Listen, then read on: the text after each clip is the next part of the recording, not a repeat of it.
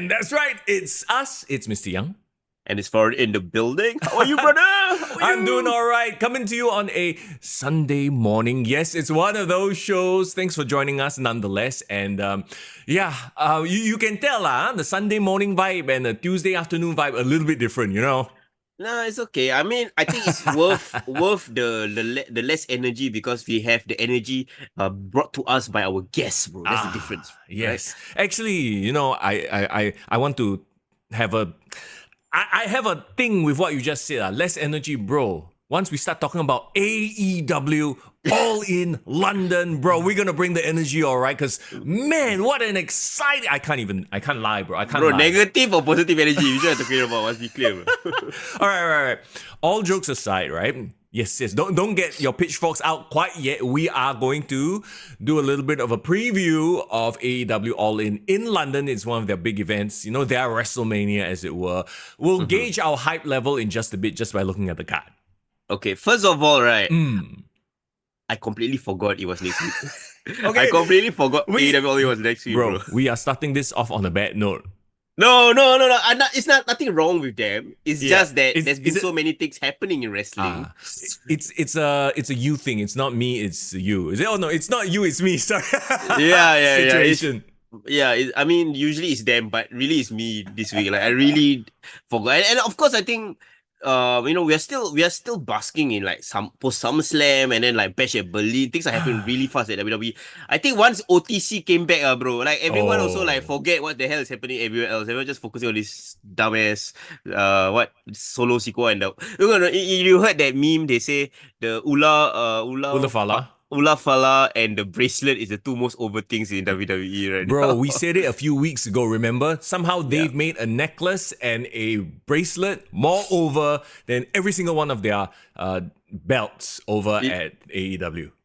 Yeah, it's hilarious. But I think it also is a testament to how sometimes if you do great storytelling and then you put a lot of value in certain things, you can create storylines out of it. How easy is that? Yeah, and okay, I guess since we are jumping into it, let's jump into it, right? And we'll very quickly go through what exactly caught your eye on Raw and SmackDown before we get to AEW. To me, the one big thing that popped out, of course, it had to be the tribal chief, the original tribal chief himself, right? And like, forget about everything that, you know, if you just look at it objectively, if you just read a written review, right? Oh, OTC came out, he beat up some people, but then the bloodline got the better of him. Technically, on paper, it doesn't seem like much, right? Yeah. But my God, when I watched it, like the reaction, and you know that Roman was milking the piss out of it. The reaction he got when he finally laid his hands on the Ula Fala, and he slowly, do you see he slowly like, put on it, like, oh, like Thanos putting on the Infinity Gauntlet slowly, oh, you know, when he slowly, the crowd went ape shit. Bro, he gonna come already, bro, when he wore, yeah, bro. But see, this is a testament of storytelling. Not a swerve, no pun intended, but not like a random, like, shocking moment. It's like they built it up to a point where it's like, really, it's like blue balls, finally. And then it gets taken away, right? Like, yeah. To me, right, it's really just that whole idea of, I know, like, oh, you guys are comparing again. Yeah, because at the end of the day, everybody is trying to get that attention. And right now, why is all the attention on the WWE? Because they can tell great, compelling story. And the difference is so vast right now. I tried. I watched Dynamite last night just to, you know, get ready for All In, right? The difference is night and day. The aura, as the kids say, the aura is on another level with the WWE right now.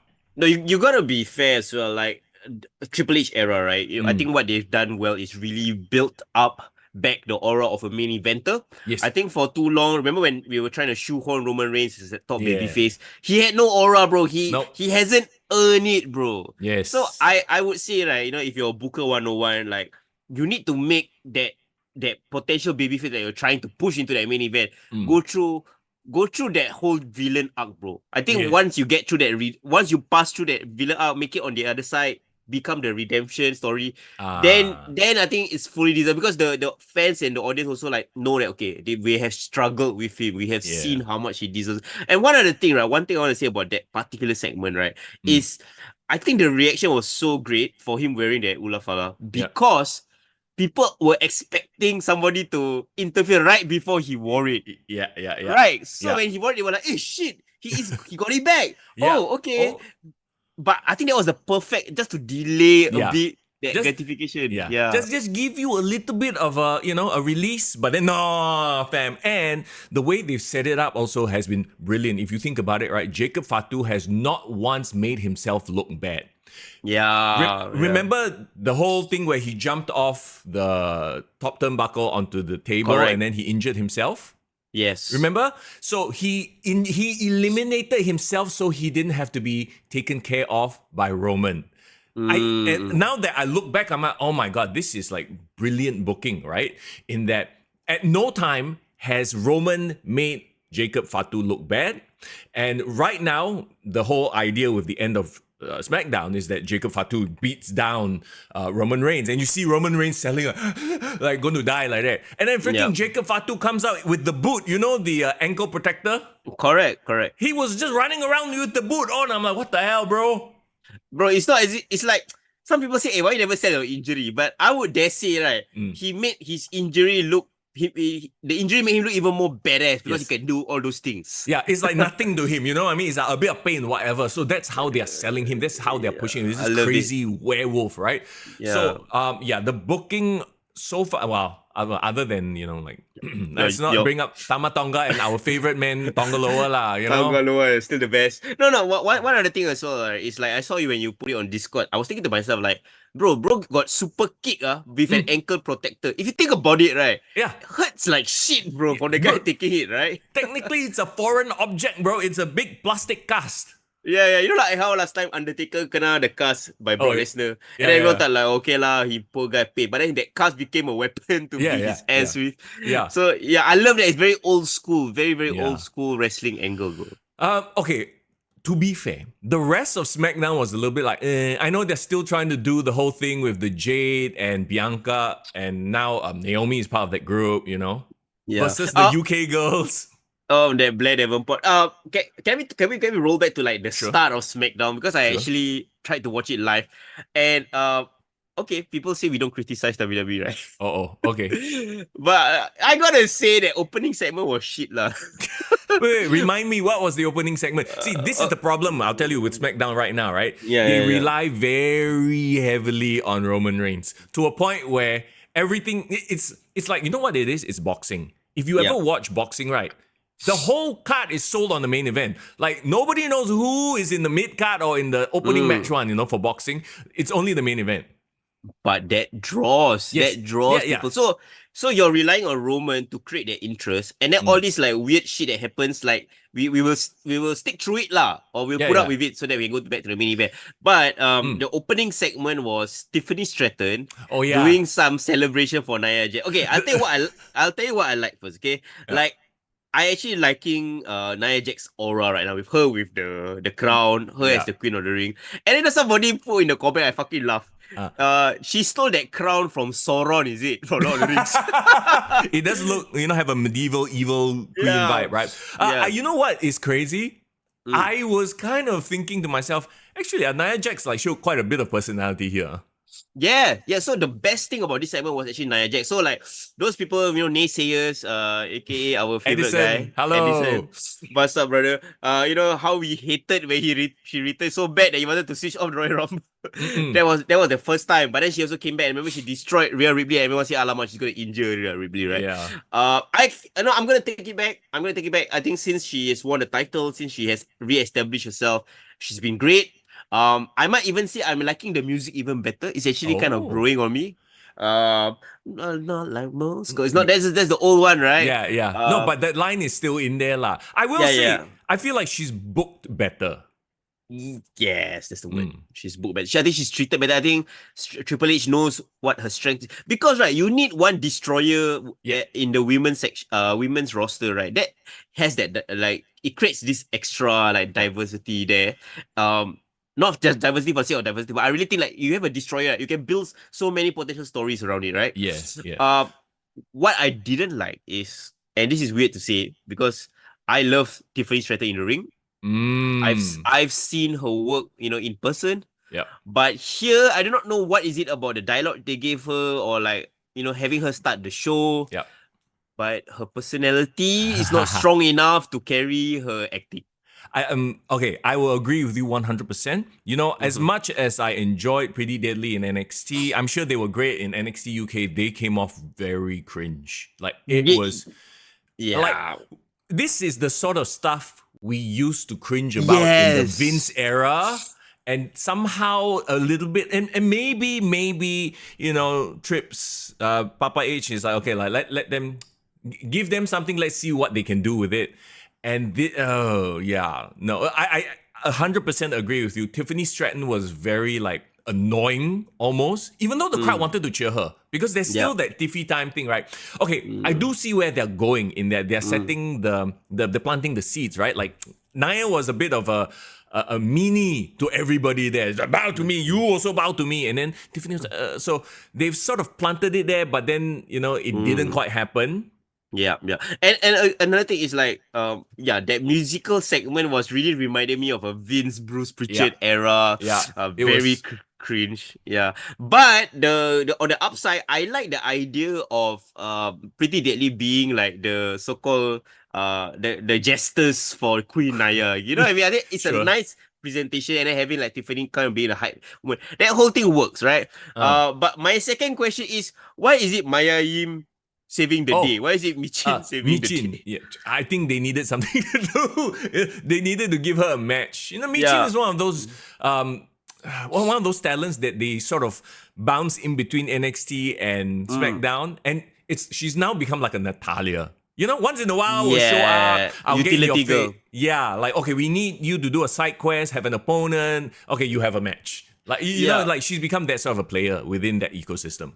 It's not that I don't like her Mm. there. I mean, I love her being on my screen. Damn, Yeah. girl, what a body. Yeah, anyway, Woo. but the the thing is, right, where's Bailey, bro? Where Oh, my girl Bailey at? Like, they just completely ignored her. She's the one that lost the title. Why wasn't she the one with the kendo stick trying to get revenge? You know what I mean? yeah, I don't know what's going on there. And there's that. And like I said earlier, they're trying very hard to do something with the three UK girls. Yep. Blair Fire, Davenport is not fire it. and ice, fire and Fight ice. whatever lah. The witches. I don't know what they are supposed to be, but Okay, okay. they are not it. As the kids Yeah. say, like I don't know. I tried to watch that Blair Davenport match. I was like, oh wow, this is some like. Did she get called Yeah. up too early? I think so too. I mean, she never really established herself. I wish she had an NXT Women's title run. Yeah. At least push her a bit, bring up to the Roxanne level. My favorite part about those three girls is Isla Dawn, Yeah. because Yeah. damn she's hot as well. But no, Bro, but it's a Sunday morning, bro. What is up with all the hot I'm trying to get some heat in my body, just to hype make yourself myself up, huh? Yeah, Okay. okay. Then there's the Cody and Kevin Owens stuff. Like, okay, so they've obviously put most of the attention on the bloodline, right? Yeah. Because Yeah. right now Cody seems like he's taking a back seat, but it's very interesting to me because like while he's doing it, he's got like his own on the bus podcast, which I know. I actually just started watching, and I'm like, bro. I mean, did you watch the one he had with R-Truth?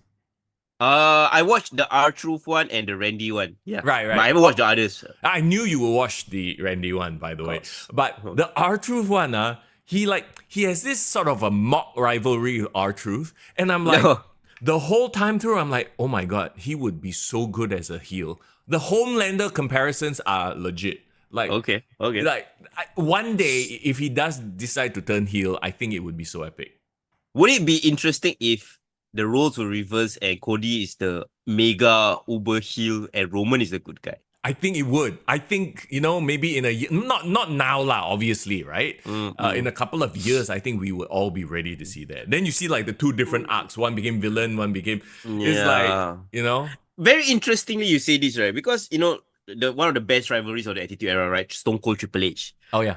Technically, each WrestleMania they switched sides. If you Yeah, think about it, right? yeah. Right, because first WrestleMania 15, Stone Cold is the Omega babyface on the rise, and The Rock was the corporate heel Ah, champion, right? yes, yes. And then when you go to WrestleMania 17, both of them were babyface, but of course that infamous heel turn by Stone Cold. Stone Cold, yes. And then the last one, Stone Cold revert back to the mega babyface, and The Yep. Rock was like this Hollywood. So Mm, I like the idea of if they were ever going to have like a WrestleMania level rematch, mm. it should be as completely different characters. Well, yeah, to freshen up the story, right? Because we Yeah. actually literally had like a 2 year build for one thing already.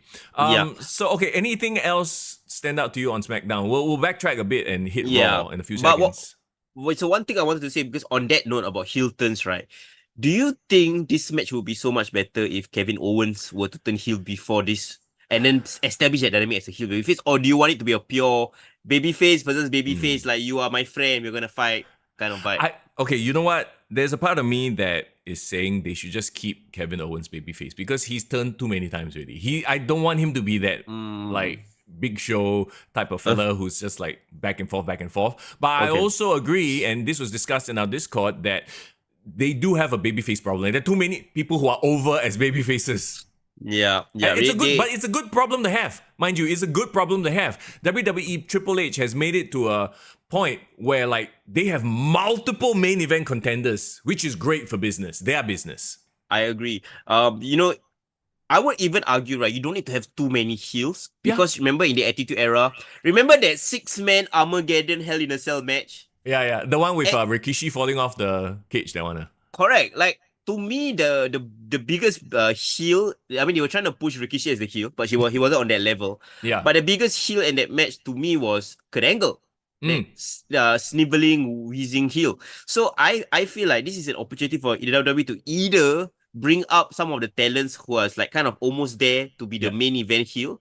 Like maybe Jacob Fatu, Solo Sikoa, but also maybe turn some of the people who are getting stale as a face to be a heel. Okay, I wouldn't say KO is there yet, but I think it will be interesting. But of course, everyone, the top candidate to turn heel should be Randy Orton. No, but he's busy over there on Raw with Gunther. Yeah, for now. I think really to me it's a side quest. Somebody else I feel should, if Triple H still likes him or still believes in him, should be elevated as a mega heel.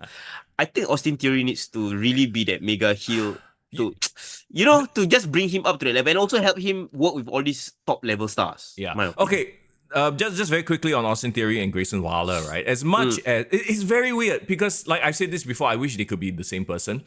Every time I see them, I get less impressed with Austin Theory. Like in the ring, he's great, but on the mic as a personality, he's just sort of there. He's really he's really the Blue Trunks Orton at this point. Yes, he needs that story. I don't know, man. I think they need to bring him back as a chosen one, but chosen by somebody.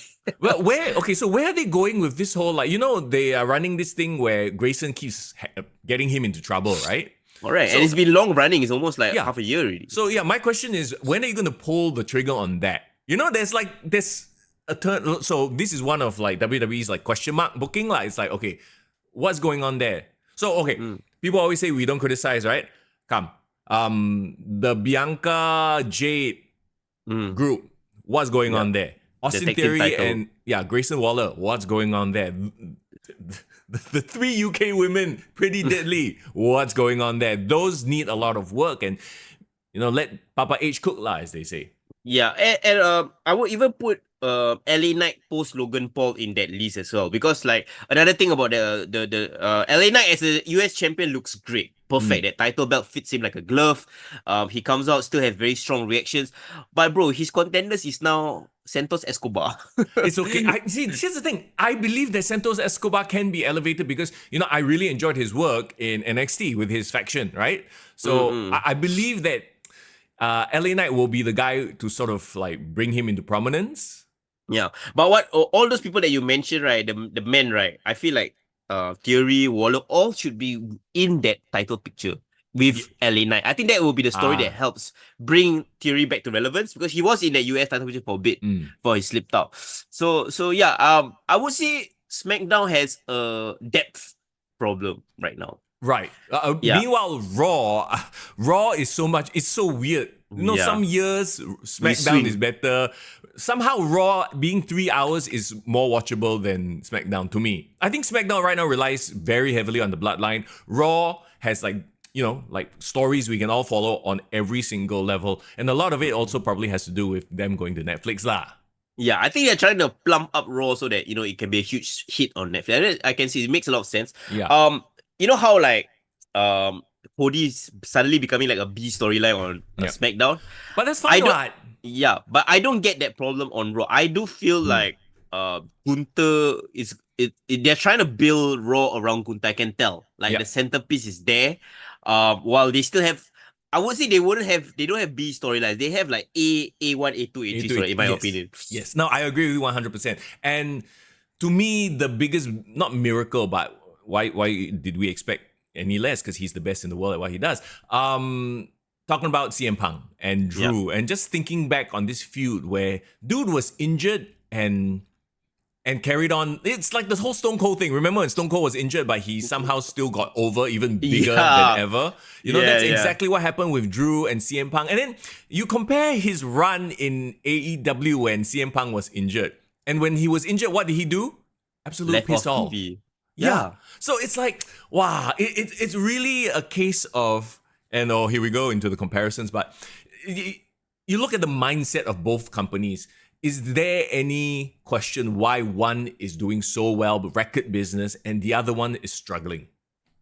You're right, because like Stone Cold, right, when Mm. he was injured, right, he got injured in a very it was a very bad timing because Yeah.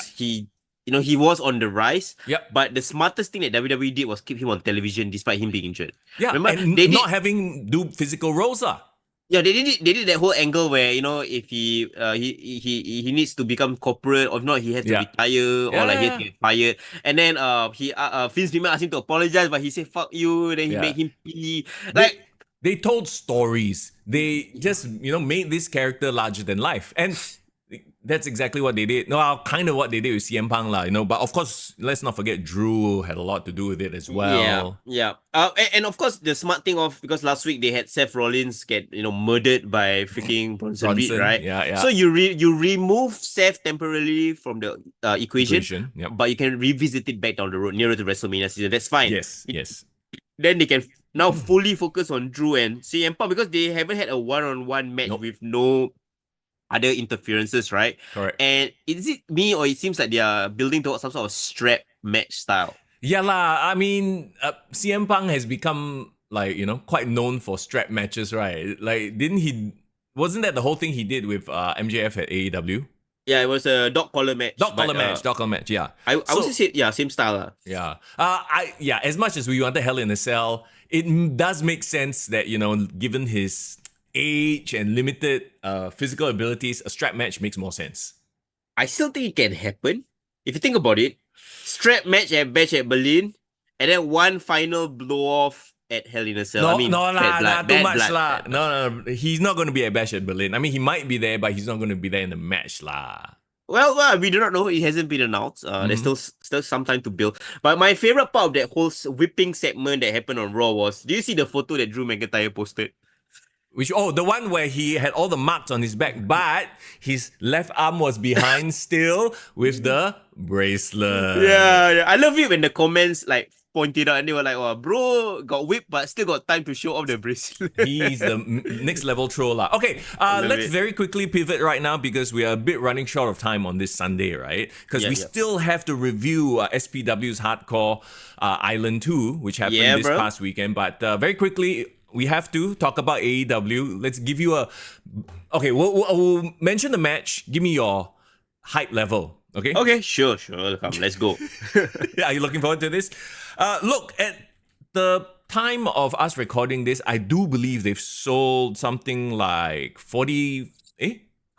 what was the number I heard it was 45,000. 50,000. But apparently they've structured the stadium to hold less people anyway, so that's their excuse. I mean, reasoning. Oh, okay. Okay. To drop from 70K last time. Oh, very quickly also, the big announcement that WWE is doing a live show on the same night as AEW's World's End. They're just fucking with AEW at this point, lah. Yeah. And Because apparently it's they down the can. road, right? It's like Ah. right beside, like or Yep. near the same arena, right? Yeah. Ooh, imagine somebody runs a DX invasion angle. No lah, they won't lah. Would they? Ooh, I don't know. I think it would probably more AEW doing it than WWE. Yeah, it would benefit AEW more, right? WWE being the main guys, they would be like, okay, we do not mention them at all. So yeah, now you can tell. I mean, obviously they were fucking with them before, but now it's like, Bro, imagine their live event, just a live event, right? Outdraws their pay-per-view. Oh, damn. You know what, man? I wouldn't be surprised. I don't want it to happen. Like, see, people keep thinking that we hate AEW. We want AEW to fail, right? But it's like, they don't need us to wish them to fail. They are failing on their own right now. You know? Once again, I tried to watch Dynamite. And the packages were there. The packages are not as well done. You know, like the standard is too high already.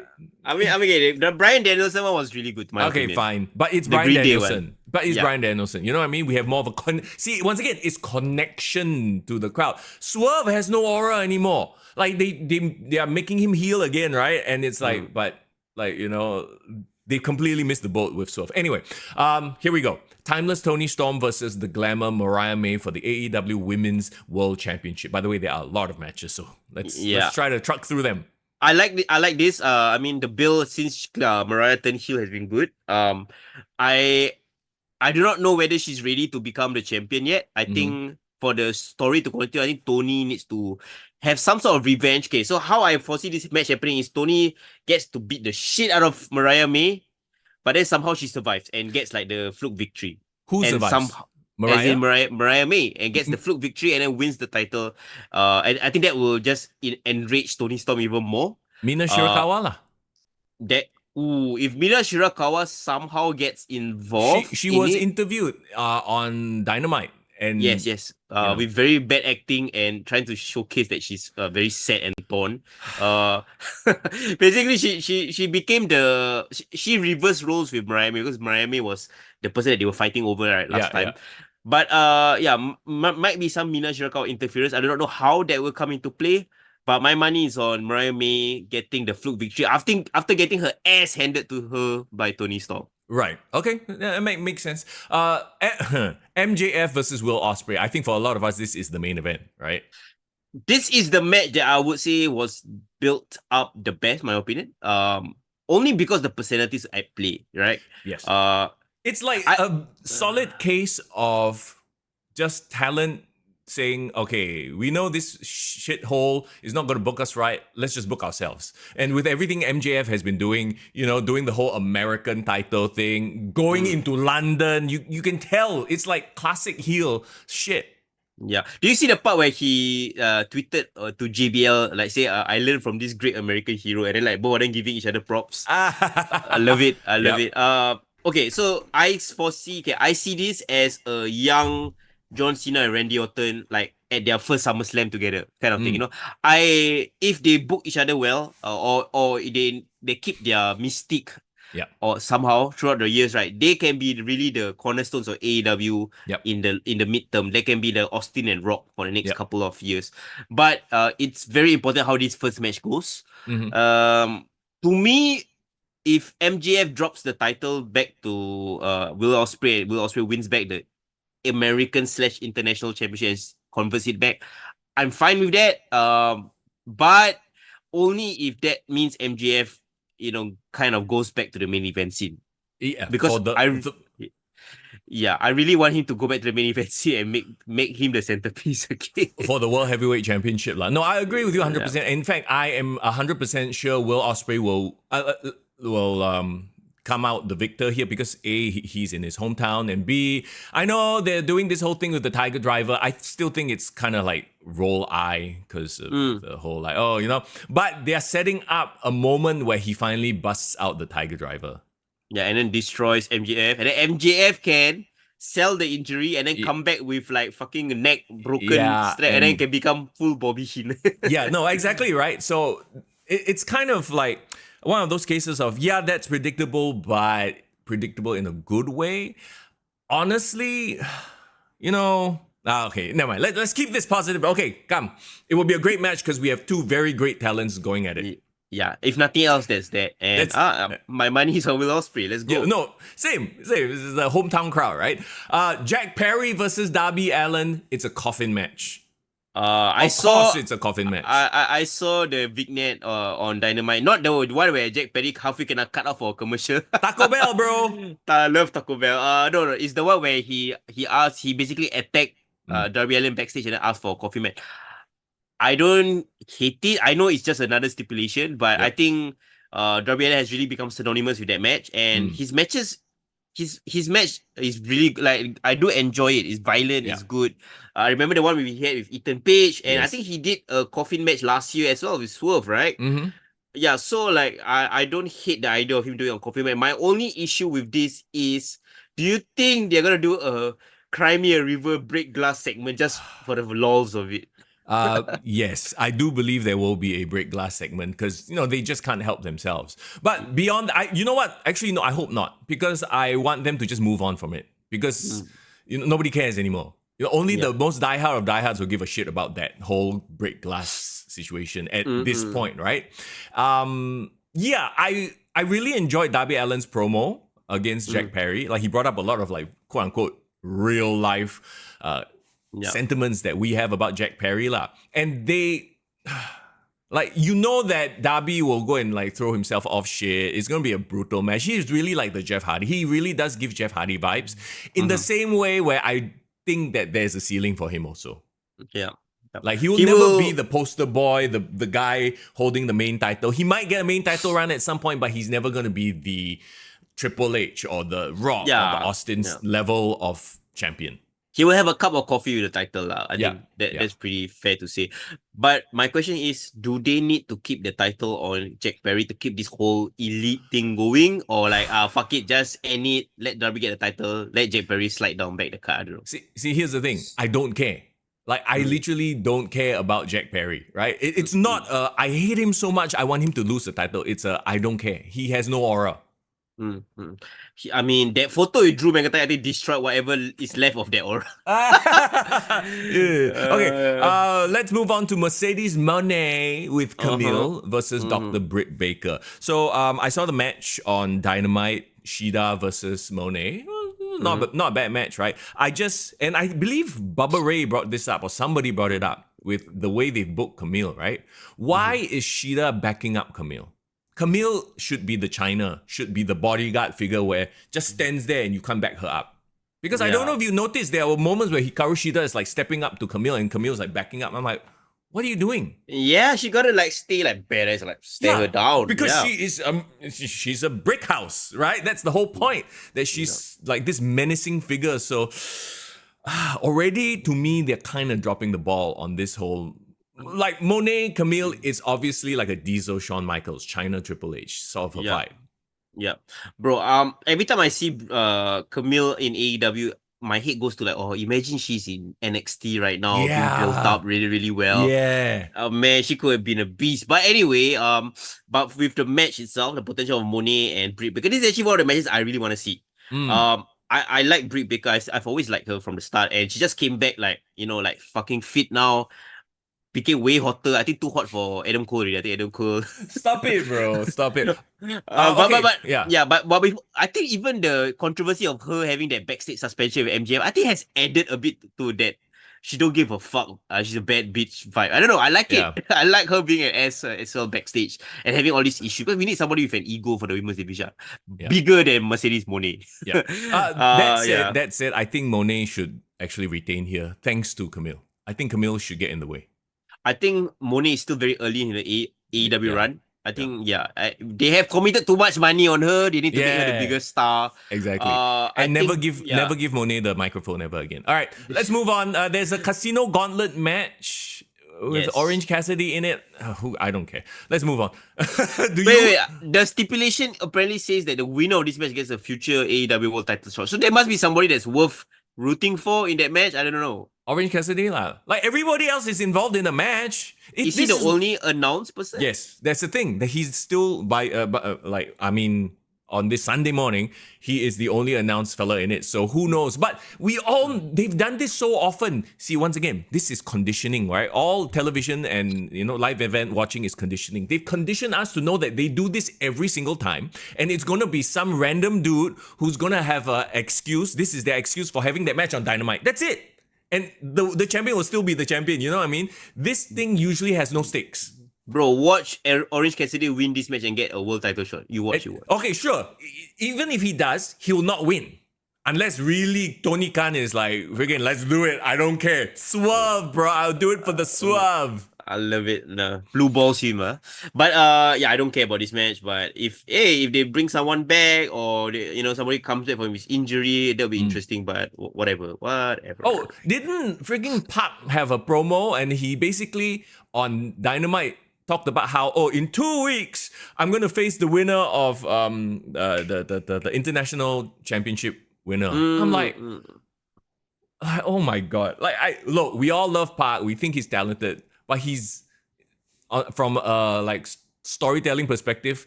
Why is he even there? Bro, he's like the Neymar of AEW. Okay, I will explain this to you. You know who Neymar is, right? Yeah, the footballer. Yeah, he's famous. Everyone knows him. He's damn good and all that. He's injured 90% of the time.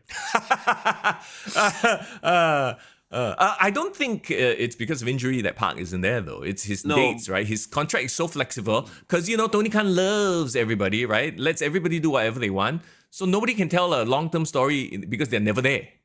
Speaking of which, do you know about the whole drama about apparently Young Bucks is not being used because they use up all of their dates and then Tony Khan refuses to pay them more to appear even over the amount that he's really paying them. Yeah, about that? Sorry. I don't know if it's because he doesn't want to pay because he's actually being financially prudent, or he's in so deep of a situation where he's like, okay, shit. Even though I love you guys, I cannot spend any more money. I think it's option B, but hey, that's just speculation. If you have that sort of a contract with your talent, then you should have booked them better and use their dates better. You don't see WWE have this problem with a Brock Lesnar or a Cena. Yeah, how do you use up all your dates by August, bro? What the hell? And hey, aren't the Bucks EVPs, don't they have a stake in the company? Shouldn't they say, actually, you know what? We'll come in, you just pay us regular rate or something like you know what I mean? Like at this point, make Bryan Danielson the EVP. I think he cares more about AEWs here. Exactly right. All right, Chris Jericho versus Hook. Oh my god. Last chance match for the FTW Championship. If Hook loses, he can never challenge for the FTW Championship. Hey, they are still fighting. They're still feuding. How long already? Okay. I don't know. Give a fuck level 0. 0. All right, let's move on. Young Bucks versus FTR or the Acclaimed. Wait, what? They are having another match with FTR? Didn't the Young Bucks beat the Acclaimed on Dynamite? Yes, but also the fact that FTR and Young Bucks had a match 1 year ago at the first All In, and then it was really cold. Remember? Yeah. Now, bro, look at you. Thumbs up. Even Zoom thumbs up. Look, we've said this ad nauseum. The Young Bucks are as cold as can be right now. Even though they have the whole evil EVP gimmicks, they are as cold as can be. I don't even know why this match is here. So let's move on. Yeah, whatever. Okay. Hey, does everybody's favorite bitch not have a match? Okada doesn't have a match. Okada, Didn't he promo against Cesaro on Dynamite? Well, there's still one more week of TV, so they could last minute shove him in, but whatever. God. All right. Wait. Oh my God. Okay, we'll get back to this because this I just saw this. I was like, what is going on here? But Patriarchy versus the Bang Bang Gang versus the House of Black versus TBD. Oh God. This is a 4-way London ladder match for the AEW World Trios Championship. Low stakes. Okay. Nobody gives a crap. So they're like, what has the House of Black been doing? Okay, wait. They have been doing stuff on Collision, to be fair, because I still watch Collision a bit. Patriarchy is just trying to build up the trios division lah. And Buddy Murphy got injured for a bit, came back, and now they are fully in full strength and they're going back for the trios title. So that's the gist of it. Yeah, no.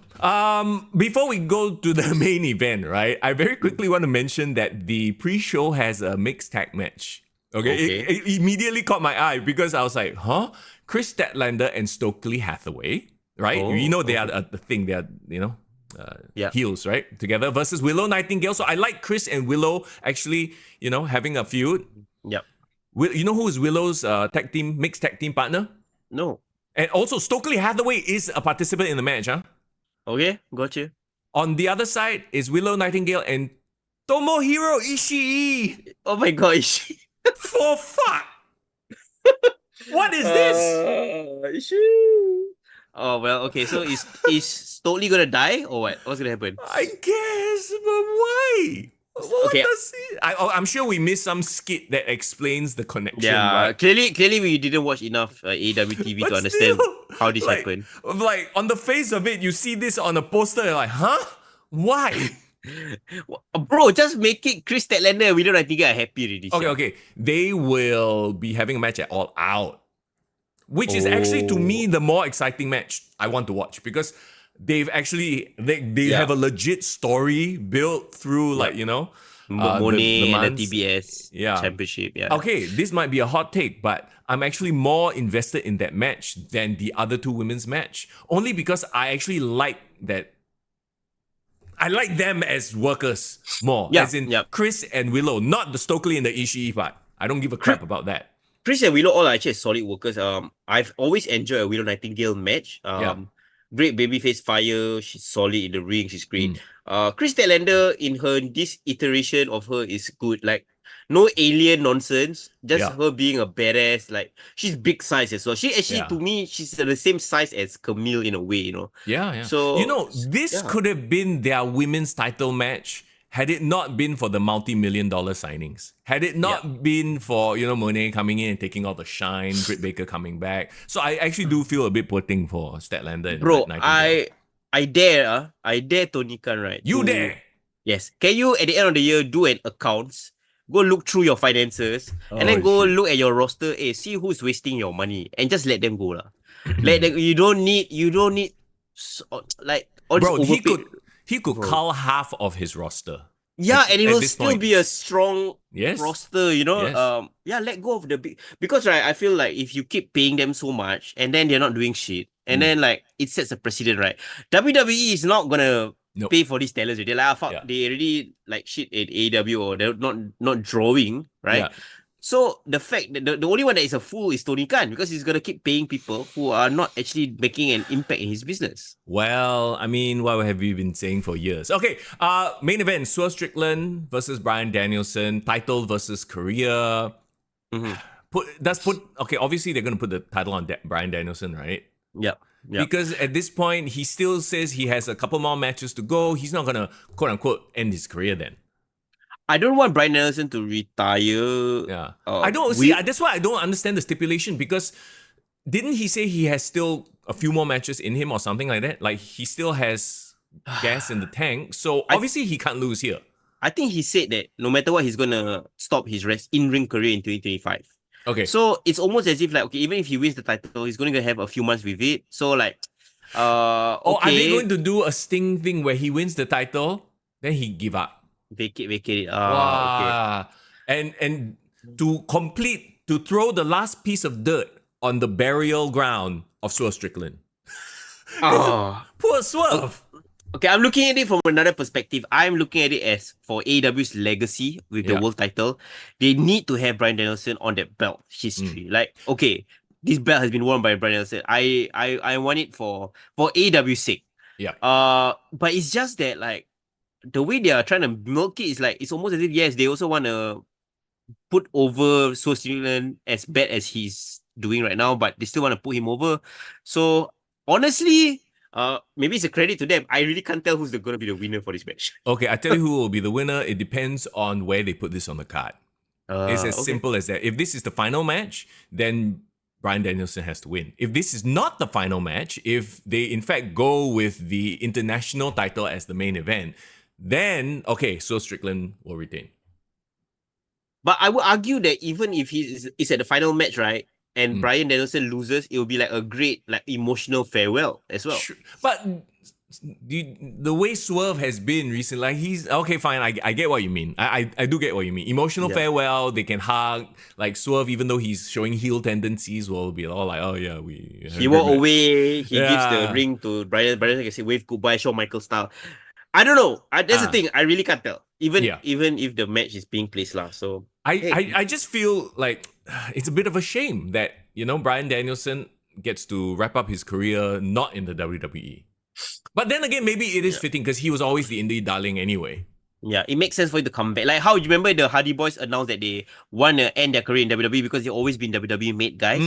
I think Brian Danielson in his heart was always an indie guy slash Ring of Honor guy. So Yeah. yeah, it's okay to end at this stage career. And I think he's done everything in WWE. He Yeah. just doesn't. He needs to appear as a Hall of Famer there already. Yeah. So So there you go. That's All In.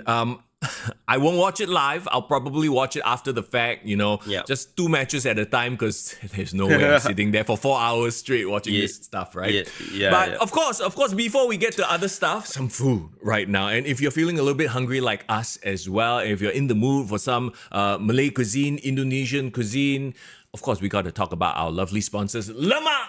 Yeah, bro. I mean, it's Sunday morning. I'm hungry. We haven't eaten. We're still doing the podcast. Well, when this episode goes out, it's a Tuesday. It's lunchtime. You're gonna still be hungry. We haven't Yes. eaten. So, bro, what are you waiting for, bro? Go order some lemak. Enjoy their delicious food. Their not only their Indonesian and Malaysian cuisines. They have great desserts. My favorite jongkong. They have cappuccinos and fraps. They have beanies coffee. They have so many diverse options, bro. I mean, come on, bro, let's go. Absolutely. You can check out all their content on social media as well if you want to find out where they are. The links are right here. Lemaq.lemaq on Instagram. That's LEMAQ.LEMAQ. Drop them a follow as well. And if you go makan there, hey, tell them that the kick to the butt, kick to the butt, kick to the gut, kick to the gut. Boys, sent you. Easy for me to say. See, all this good food is making me drool. My mouth full of saliva now. I understand, bro. I'm also damn hungry, but we're gonna power through. And I want to give a shout out to as well to Lemak, not only for powering us with food, but also powering us with this podcast and helping us make season 7 a really, really great run. So thank you so much, guys. Please show your support to them, follow them at least, and tell them your boys sent you. That's right. Of course, you can check them out at Arab Street. They have an outlet at Bedok North as well. Like I said, all the information on their social media page, lemak.lemak on Instagram. Also on their main website, lemak.com.sg. I believe you can go there and if you need have a corporate event and new caterers, they can hook you up as well. Yeah, let's go. Go. Also, we want to shout out to our other sponsors, SPW Singapore Pro Wrestling. And bro, we're going to jump into the review of Hardcore Island 2, which you were at. Unfortunately, I couldn't be at. I had other commitments already. But bro, I am excited to find out what went down. Of course, if you haven't already, drop SPW a follow on Instagram also, SG Pro Wrestling. Okay, we previewed it last week. We got GM Carl Heller down there. We gave away tickets as well. Talk to me, bro. What went down at Hardcore Island? Yeah, man. I mean, if you are a listener of the podcast and you're a fan and you love SPW, bro, the fact that they are sponsors, you might even win tickets, and that's what we did. So shout out to the 2 fans that we gave the tickets to. And of course, thank you so much, SPW, for inviting me to the show. I brought my girlfriend over and I kind of pitch it to her as a date night. She was like, hey, what to do this weekend? I'm like, oh, I have something we can do this weekend. Do you want to go? But of course, must sayang her, make her have a good dinner, then bring her. Okay, so I would like to apologize in advance to CK Vin and Iman for missing half of your opening match. Oh, right. You gotta feed the girlfriend first, then she can come and enjoy a great night of wrestling. But okay, SPW Hardcore Island, I think we all were sold on the gimmick of it being a night full of hardcore action and extreme local wrestling, right? So the thing about this kind of like so-called gimmick matches and like you don't want to overdo it. Okay. So I think what SPW did really good was like they pace out the violence throughout the night. Right. Like not every match had like a weapon spot, or like some crazy ass shit. But when the crazy ass shit happened, holy hell, like chaos reign, right? Yeah. But I think they did a great job pacing out the violence. So it built as opposed to just vomit out the violence all the way, you know. Okay, yeah, right. Yeah, so that was great. So, but again, like I mentioned, starting match was CK Vin versus Iman, and I think the stipulation was like the winner will get the number one contendership to that chair slash belt. Is it? Is that money in the bank thing that they're I thought it kind was of just a chairs pushing match because CK Vin has that chair in the bank contract? contract already. Yeah. No. So he This was was up. he put that number one contendership Oh on the my line. god! Wow. Yeah. Okay. So Iman did come in with this huge opportunity, right? And I would say it was a brutal match. Mm, This CK Vin used this chair a lot to get to get advantage. yeah. The funny thing about Iman is like Iman has this great personality when he comes to the ring. But the moment he takes out his jacket and he's just wrestling in the black tights, right? He feels Ah. very plain. Like he feels Okay. like a wrestler. um Wow. Hey, yeah. so at the clash at the club, right? Yeah. I felt like he showed a bit more of an edge, like a vicious edge. Did we see it here? Yes, he did. He did. When he fights, right, I feel like there's this valiant, like almost like a Spike Dudley kind of Mm, tenacity to him. mm. It's just that I can't get past his like bland vision. And I think a lot of the audience kind of like didn't feel for Okay. him because there wasn't that presence. But if he was like really vicious as an underdog and he was like, he can kind of get it across the line. But I mean, this is just more from my Sure. own observation. I feel like his presentation needs probably a bit more work. Mm. But no notes for that for CK Vin, bro. CK Vin with his singlet and his Ah. freaking CB attitude, I think gets the crowd really, really riled up by him. Mm. He actually got the victory, right, bro, by using his patented chair to get the bridge choke tap out victory. So he did like like when you wrap the ankle and then you can kind of like lean over like Yeah. almost like a gymnastic STF. style, like a bridge style. He bridged like on his Eh? head, right? And then he take the chair, he wrap it around his Ah, head. yeah, yeah, yeah. So that was his victory, and I think it was a valiant effort from Eman, but I mean CK Vin is on the rise, lah, bro. So Mm. I think the next thing for him is to challenge for that Singapore Championship and get the victory, like as you said, right, Mm. against Black our Arrow. our Black Arrow, yeah. So that will be a fun thing to look forward to. Good way to start the match, but again, the crowd wasn't as it almost felt like you had to warm up the crowd. It almost felt Mm. like a pre-show match than the actual banger match. You know what I mean? Okay. Okay. Yeah. Got you. Because the next match that I think set the tone was the meat slapping match, bro. The patented meat slapping Okay. match. Which meat slapping? There are a few meat slappers here. Yes. It was Dharma versus Cantona, bro. Oh my gosh. Okay. Yeah, Okay. yeah. Okay, so the thing about Cantona is I think this is his first really in-ring Match. display for him, right? Yeah. Yeah, I mean he's been in matches, but he hasn't had like a standalone match. And Mm. he's coming up against freaking Destroyer Dharma, right? Who everyone in SPW knows and love. Very interestingly, Ricky Malek didn't interfere or actually even appear during the match at all. Oh. Okay. So I managed to speak to him after the show. I'm not gonna break his kayfabe and let you know what he told me. But the match itself really felt like an opportunity for Cantona to stand on his own. Mm. That's what I'm getting. And he had decent heel hit. I think they were doing a lot of like 50-50 shoulder barges, trying to like out muscle each other. Yeah. And then they brought it out of the ring, and that's when all the nonsense happened. I think they did a spot where, like I said, they plan out the violence well, right? Because at the first match there's chair action, but the second match, the only so-called violent thing that happened was they pull up the mats on the ground at ringside, and they did like a spot there. And of course that garnered a lot of heel hit, right, bro? Like you're taking a bump on the cement, right? Yeah. Yeah. So like I was saying, like the funniest thing that happened was the crowd was chanting to Cantona, "You skip leg day." Does he have skinnier legs than Dharma? Yeah, Is that it? I mean, okay, Okay.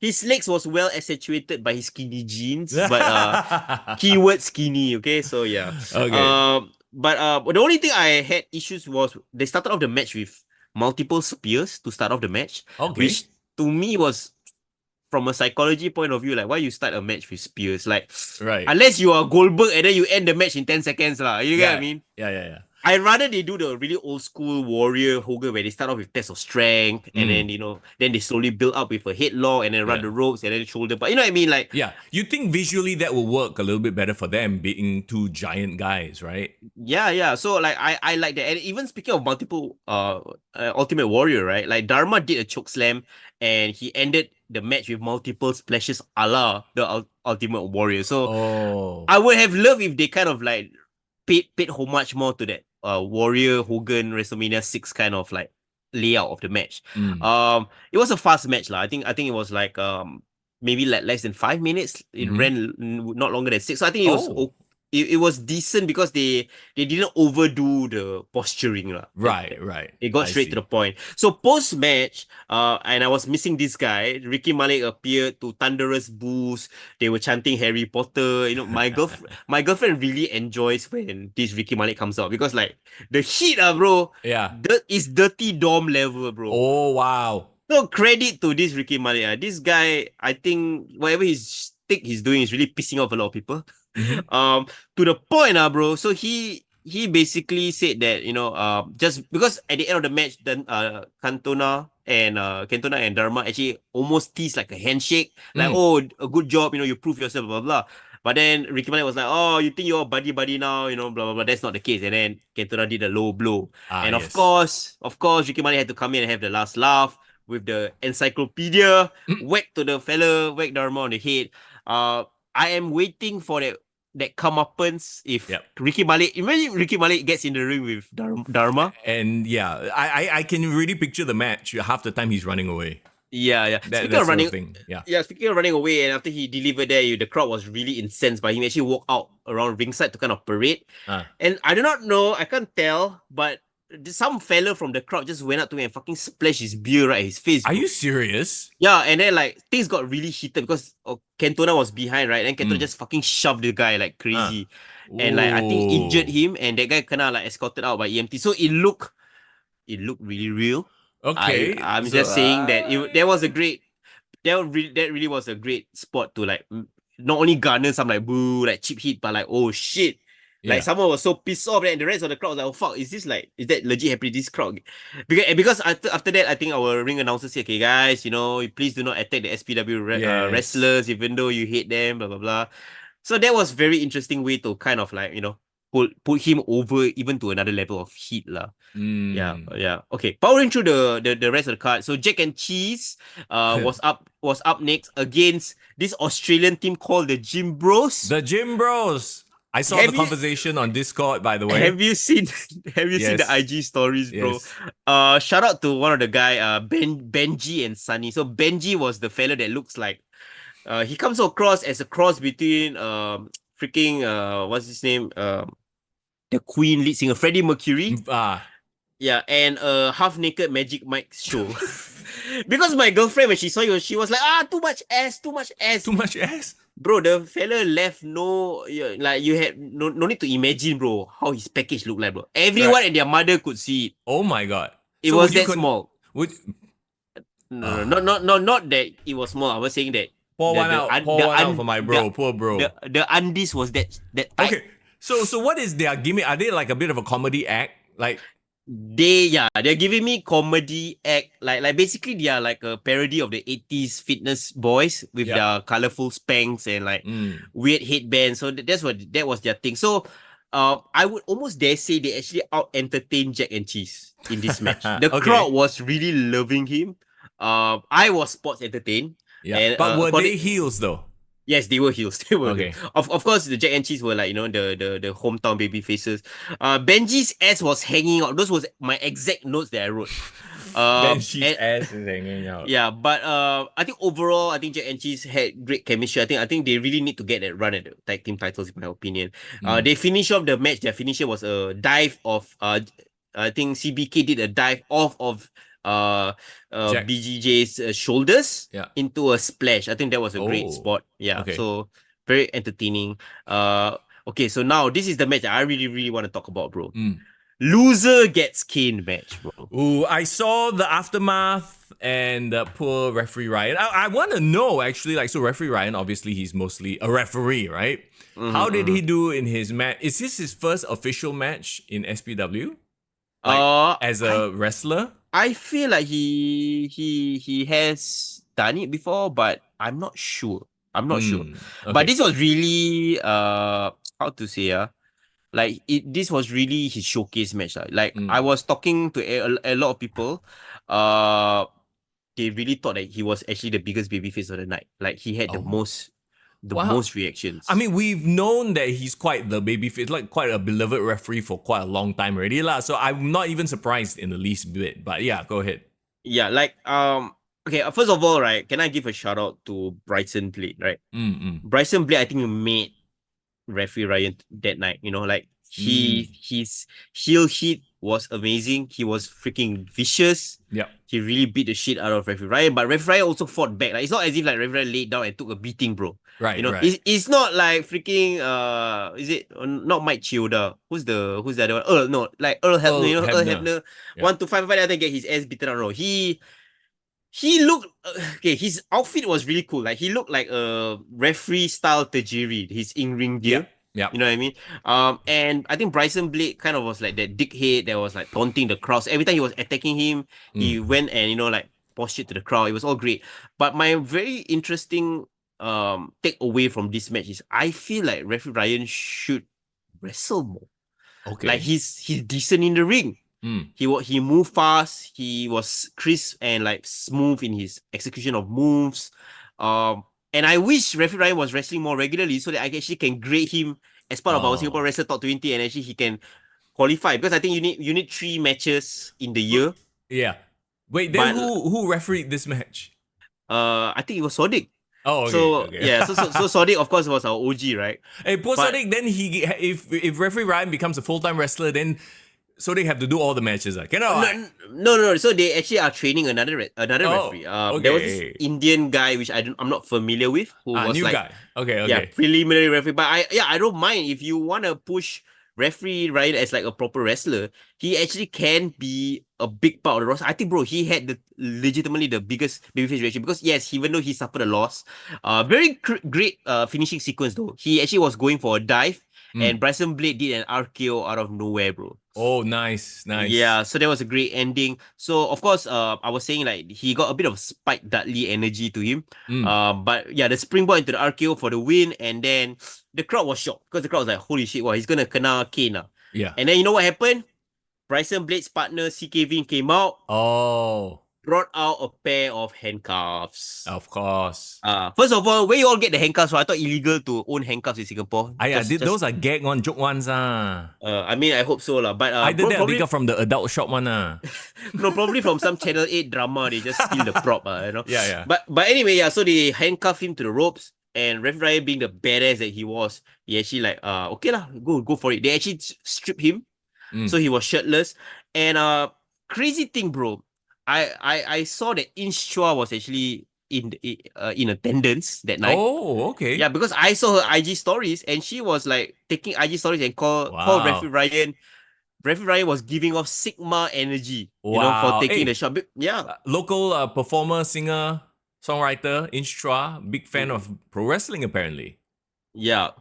So the thing is, the match is so the strokes, right? The stipulation was 5 strokes of the cane. Yeah.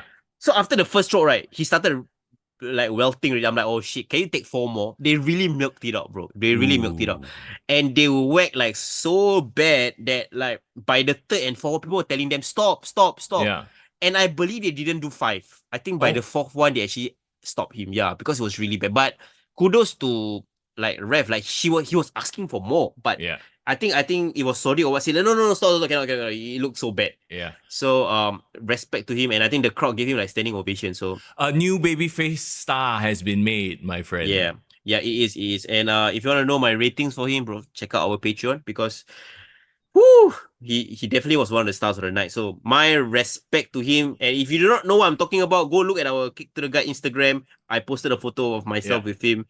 You can see the welts there for yourself. There you go. Okay, Yeah. let's move on to the next match. Okay, to me this was a kind of a downer match. It was Oh, Riz versus Chanwen from oh, from Australia, I believe. Australia. Was it a one-sided beatdown? Okay, first of all, every girls their panties dropped when Chanwen went into the ring. Not just the girls. I think some of the men their Oh, underwear their also dropped panties as well. also drop. Ah, okay, Yeah, very yeah, good. because they were like, "Holy shit, this guy! Oh my god!" Bro, his body was awesome. Like, I mean, I'm Hmm. respectfully like, You damn, look legit that lah. Okay. that guy was jacked. But I think no, everyone and their mother saw like Reese had no chance lah. For But risk. okay, I love Reese, and I think he's a decent guy, great guy. We talked to him before, but when he came into the ring, right, everyone was just throwing all the Michael Jackson chants at him. Like everyone was like, or like, "Hey, Andy, are you okay? Are you okay?" Like yeah, I think because of his resemblance, uncanny resemblance to Michael Jackson. In the Uh, dressing only lah, and the long, yeah, hair. but he did tell me that he was actually coming to the match injured. I think Oh. apparently he had some sort of knee injury, so that to me that gave me more context on why the match wasn't like didn't flow as well. Mm. But he got absolutely dominated. He did try to do a double 619. Oh. Kudos to him for doing it with bad knees. But bro, like he was more and destroyed by Chanwen lah. Good attempt. My exact notes was good attempt by Reese, but just give out lah, bro. Poor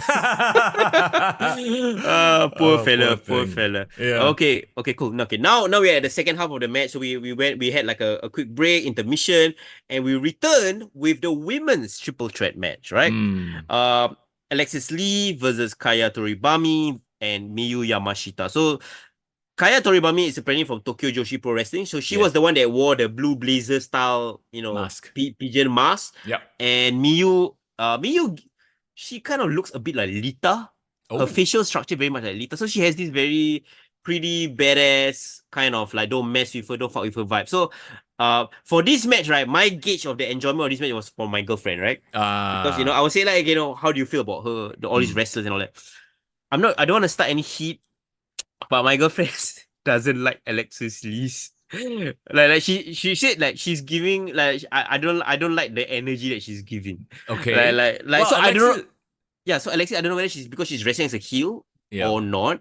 Mm. But like she's trying to be like the badass representative of Singapore, but like She I got think people heel tendencies. Yeah. yeah, so like the people Her weren't vibe. really supporting her all the way. They were like Mm. more interested in seeing Miyu Yep. wrestle or like the Kaya wrestle. So very interesting. You know what she said? My What? girlfriend. I'm not trying to put her on the spot, but her analogy was very interesting, and I kind of like, oh, that's a very interesting way of looking at it. So Mm. Alexis Lee is like that girl from that girls' school that no one likes. And so she wants to piss off everyone by being resentful of them so that she does really, really well and becomes the teacher's pet.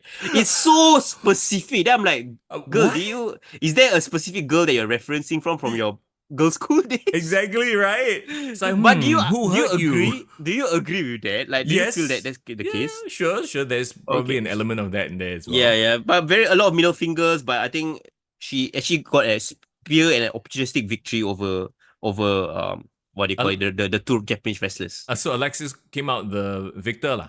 Yeah, the victor. So very, very Wow. interestingly, but I just couldn't help get that picture off my mind when my girlfriend said, I was like, okay, I can see why Yeah. people don't like her. But I don't know. This is just one person's opinion.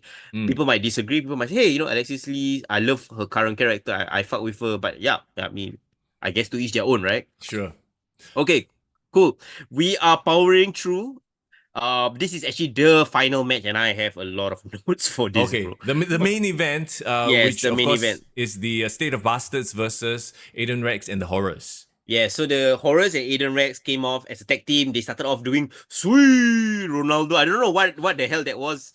Yeah, Like, why it's suddenly that was their gimmick? like I said at the Clash of the Club. I'm like, when did this become Aiden Rex's thing? But Yeah. apparently it is his thing now. So Yeah, but I gotta say, like, the Horrors and Aiden Rex really worked well for like Mm. being a put together tag team. Chaos to start the match. Mason was being a great heel. Clearly, Yeah. we've always said that he has a great upside. bro, So bro, he was cannot. We cannot say already. He okay. accused us of dick riding him. Yeah, bro, your dick are not as big as Benji from the Gym What? Bros. So I don't know lah, bro. Okay, anyway, statement I think was directing traffic as of course the ring general. I think so. Immediately all three of them paired up and then like was fighting everywhere, right? Mm. But then halfway through the match, this was very, very interesting. They did a statement, did a tombstone spot to Aiden on the chair, and then followed up by a concerto. Oh, It was really sickening, and you know what happened? They actually stopped the match halfway okay. because Aiden was like kind of like giving seizures and holding his neck, Yeah. and they actually brought out EMTs to take him away. So Wow. like even the referee and Dr. Gore was like, stop. Fuck lah, you what the fuck you did? Like they actually stopped the match. Like so that was like wow, a very scary moment. People were But like, holy bro, shit. there's already a doctor in the ring, what?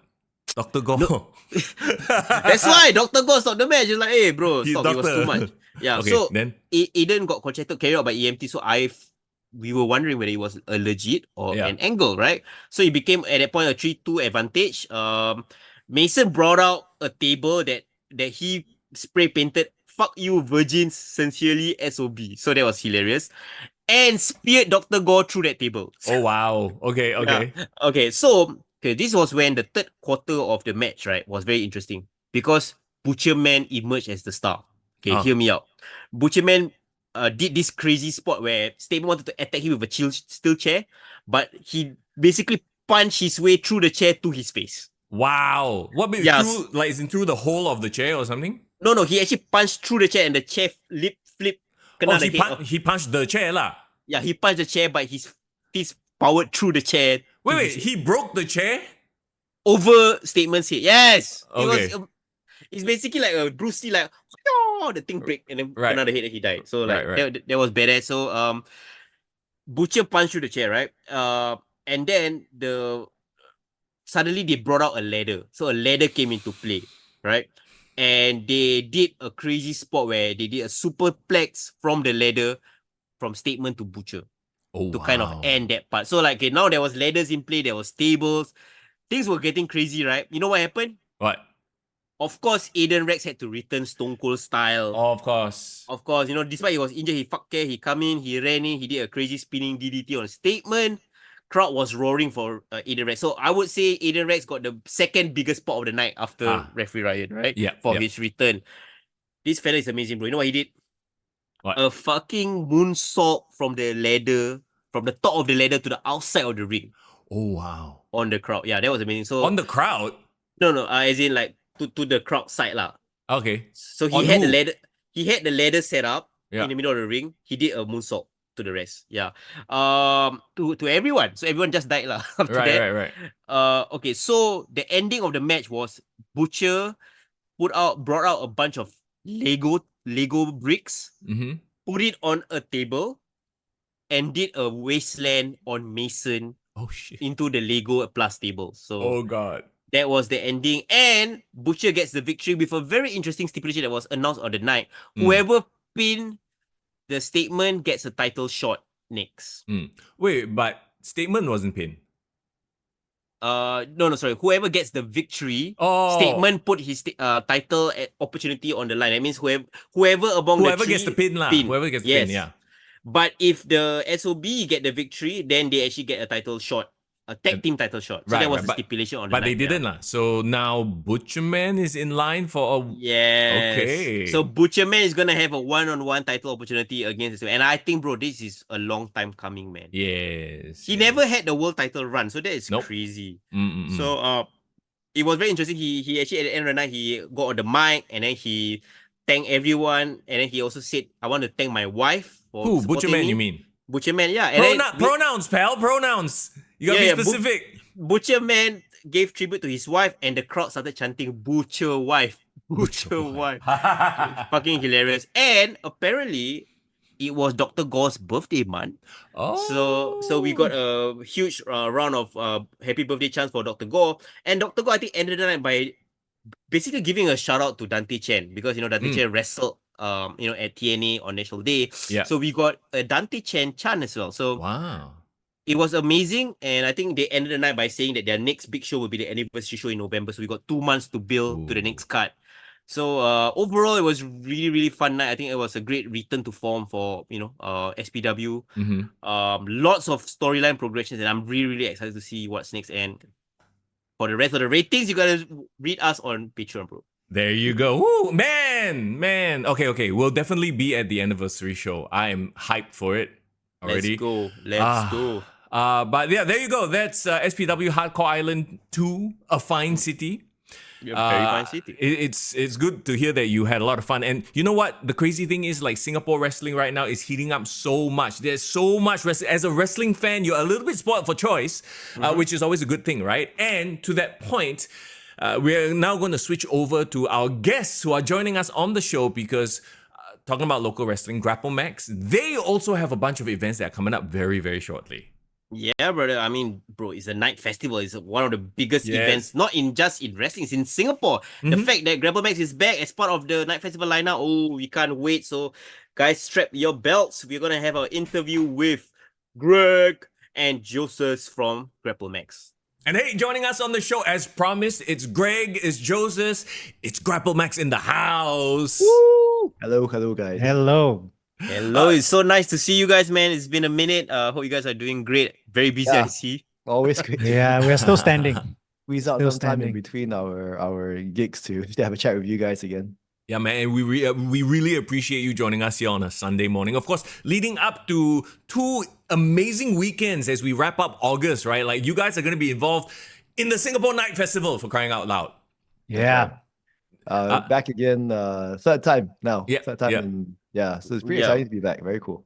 I believe the last time you guys did it was actually right before the pandemic, right? Was it 2020? 2018. 2018. The arcade edition that we Oh. ran at SMU. The one at 2020, the one at the Singapore Flyer, what was that? It was Chingay. That was Oh, Chingay. Chingay. Yeah. Singapore National That was Pro just Wrestling Company for all these events. couple weeks before pandemic. Yeah, That man. was January, I think. That was right before. January, Yeah, late so- January. right Bro, that was when 2020. Najwan had that whole Avengers style timeline. We were so excited for that Yeah. year, remember? That's when we Oh. first began doing this Avengers style thing, right? Yeah. Yeah, that was right before COVID. So before Yeah. we knew what was about to happen, then we saw. Yeah. No. But I remember Night Fest was also one of a huge like selling point in 2018 because I remember when you guys were doing the Road to Shinkiba and then like that was right after the Night Fest and then everyone was really into the no rope style show that you guys did, right? Yeah, correct. I Yeah, think we yeah, had some nice momentum from there. I think we had Night Fest, and also we had Night Fest the previous year as well, right? So Nice. and it was a different concept because every year they call us back, they're asking us, can you do like pro wrestling, but also like not pro wrestling? Yeah. That's So very challenging. so my question is like for you guys had essentially like a 6-year break before they kind of came back this year. So like how did this conversation first start to have Yeah. you guys Night Fest? Yeah, I think that would help. So I think maybe for some Yeah. context this year, so like why the two of us are in this call today, right? So like honestly, this year my role in this is a bit more of like a producer, some sort of like stepping back and like a film producer here. Wow. I'm not actually involved in the creative much. So Oh. that one D is covering that. So he wrote the script, he's doing the direction, choreography is being done by Dave. So we're really operating this particular project quite differently from our normal wrestling shows. So this is really very much like a commissioned theater project. Joseph is one of our lead actors in this project. So that's just Amazing. the context as to how we're gonna talk about different topics in this call. Quick question. Please. Is this Grapplemax canon then? Ayo. Wow. I was just asked last week. Someone said, "Hey, Greg, you said everything is canon right now." I'm like, "Oh, wait. Bro, It's a multiverse. alternate universe. How do you walk back? How do you walk Yeah, I back? know. from I saw. this? What was up into hold on. Alternate universe. That's the multiverse. So This is a the Marvel. commission Yeah. theater project. No. Okay, I got it. The canon is this is still Joseph, our Grapplemax wrestler, but he has been hired for a role to play a character on Night Festival. Okay, So so the it's like wrestler has been okay. it's like the Miz doing a role in the Marine. I got this. Yeah. yeah. Okay, there you go. Everything is still canon. Everything. John is Cena okay. being the peacemaker, right? Yeah, yes. yeah. Okay, I like it. I like it. Absolutely. Okay. Yes. All right. Okay. Yeah. So how it came about, is it the original question? Yes, correct. Yes. Okay, so pretty cool initial formation. So we've always been in their awareness, right, ever since 2018. So whenever they need someone to do like an interesting wrestling thing with a twist, they sort of like think about us to, okay, how can Grapplemax be the crazy guys who come in here and do it again? Awesome. I think the initial person who connected us actually was someone from do you all recall our poetry Poetry singlet slam thing. Yeah. slam, right? Yeah, for So, sure. one of the poets from there, Steph Dog. Yep, Steph Dogford. Steph, right? So also a good friend of Joses. She was the one who first sort of sounded out to both sides that hey, actually, there's this potential opportunity to bring pro wrestling back to the Night Fest. So that was the initial touch point, where Steph sort of like lit that spark again that was waiting. So they called us in and said, okay, we're looking to do again wrestling but with a twist. The first time was just a typical wrestling show in 2017, if you guys recall. 2018 was interactive wrestling. So we let the audience decide the flow of the wrestling, right? So they put up the buttons in the correct sequence, then the face hits his finishing move and everyone cheers. Right? So Nice. showing that look, wrestling is not like scripted like end to end. There's a lot of points where literally we're reacting to you and play with the audience, right? So we're helping audiences learn something about wrestling. This time around, a big theme of the Night Fest is this theme of nostalgia versus the need to move forward. Okay. Right. Okay. So, for example, Peace Center, right? All that nostalgic feels we have for Peace Center, right? But at the same time, we really want to move forward and be more efficient, like go and build a mixed-use complex, go and build more high value properties. And so where does that debate lie for Singaporeans? How much do you want to hold on to the past versus embracing the future, right? And then we thought about, okay, can we put wrestling into this theme? And if you think about it, right, wrestling is always going through these themes. Yes. All the way from like King Kong Bundy to Hulk Hogan to like now Roman Reigns, CM Punk, Logan Paul, right? Yeah. So many different eras. And us as fans are always arguing about this, right? Oh man, I love the old style. I hate this new style crap. Why is this influencer Logan Paul? But actually Logan Paul is quite good, quite good wrestler, right? And we thought that's such an interesting debate, which is we love to embrace nostalgia, but actually the new stuff is pretty cool in its own way. Yes. Yeah. And how do we make people feel this common factor between pro wrestling and a much more Singaporean feel? And I think that's what got them very excited because, okay, you'll put this theme into this where it matches the overall layout of the place. Yeah. So how does that play out into what you guys will be doing on the 4 nights itself? So 23rd, 24th, 30th, and 31st of August. Where exactly is it happening? Cathay Green. Cathay So Green. you Okay. know, between YMCA and So there's SOTA, the way I describe it. So you're standing at SOTA, right? Then there's the junction. And then you look across the road, you're standing, SOTA's behind your back. Across the road, there's the church. Yeah. Right? Then the church to the left of it, when you're looking to your left, is YMCA, right? So in between SOTA and the church, there's this grass patch. Right. Right? Gotcha. That, when we're in the area, you're always crossing the road. You don't really give it second thought, but you know it's there. Yeah. That's where this whole event is taking place. Gotcha. It's not on SMU grounds, right? It's like the Not this other. time. Yeah, it's the other side. It's really this grass patch, right? And then they've tiled up the area just for this event, and it'd be very cool. So basically, not sure if you all know Sam Low. Sam Low, pretty well known for his street art, graffiti work. He used to be famous for like putting these stickers around the country and quite newsworthy for that. So he's very much a street art specialist. So what they've done is the whole place is being converted into like a Wonderland theme park kind of place. So they're bringing in things like merry-go-rounds and those traditional funfair rides. Right. But Sam has also gotten his team to paint to repaint all these old structures and machines into like a very modern style or a mix of. Then there'll be like game stalls, pasar malam, and then that's the nostalgia versus moving forward theme lah. Exactly. So it's super interesting, right? So the whole space is tied into this friction between the two. Right. What? And And this theme and concept like bleeds through all the different exhibitions and pop-ups. Yes, for the highlight act. So we're part of the highlight act for this year. Wow. Okay. So I think the other areas of Night Fest are curated by different people.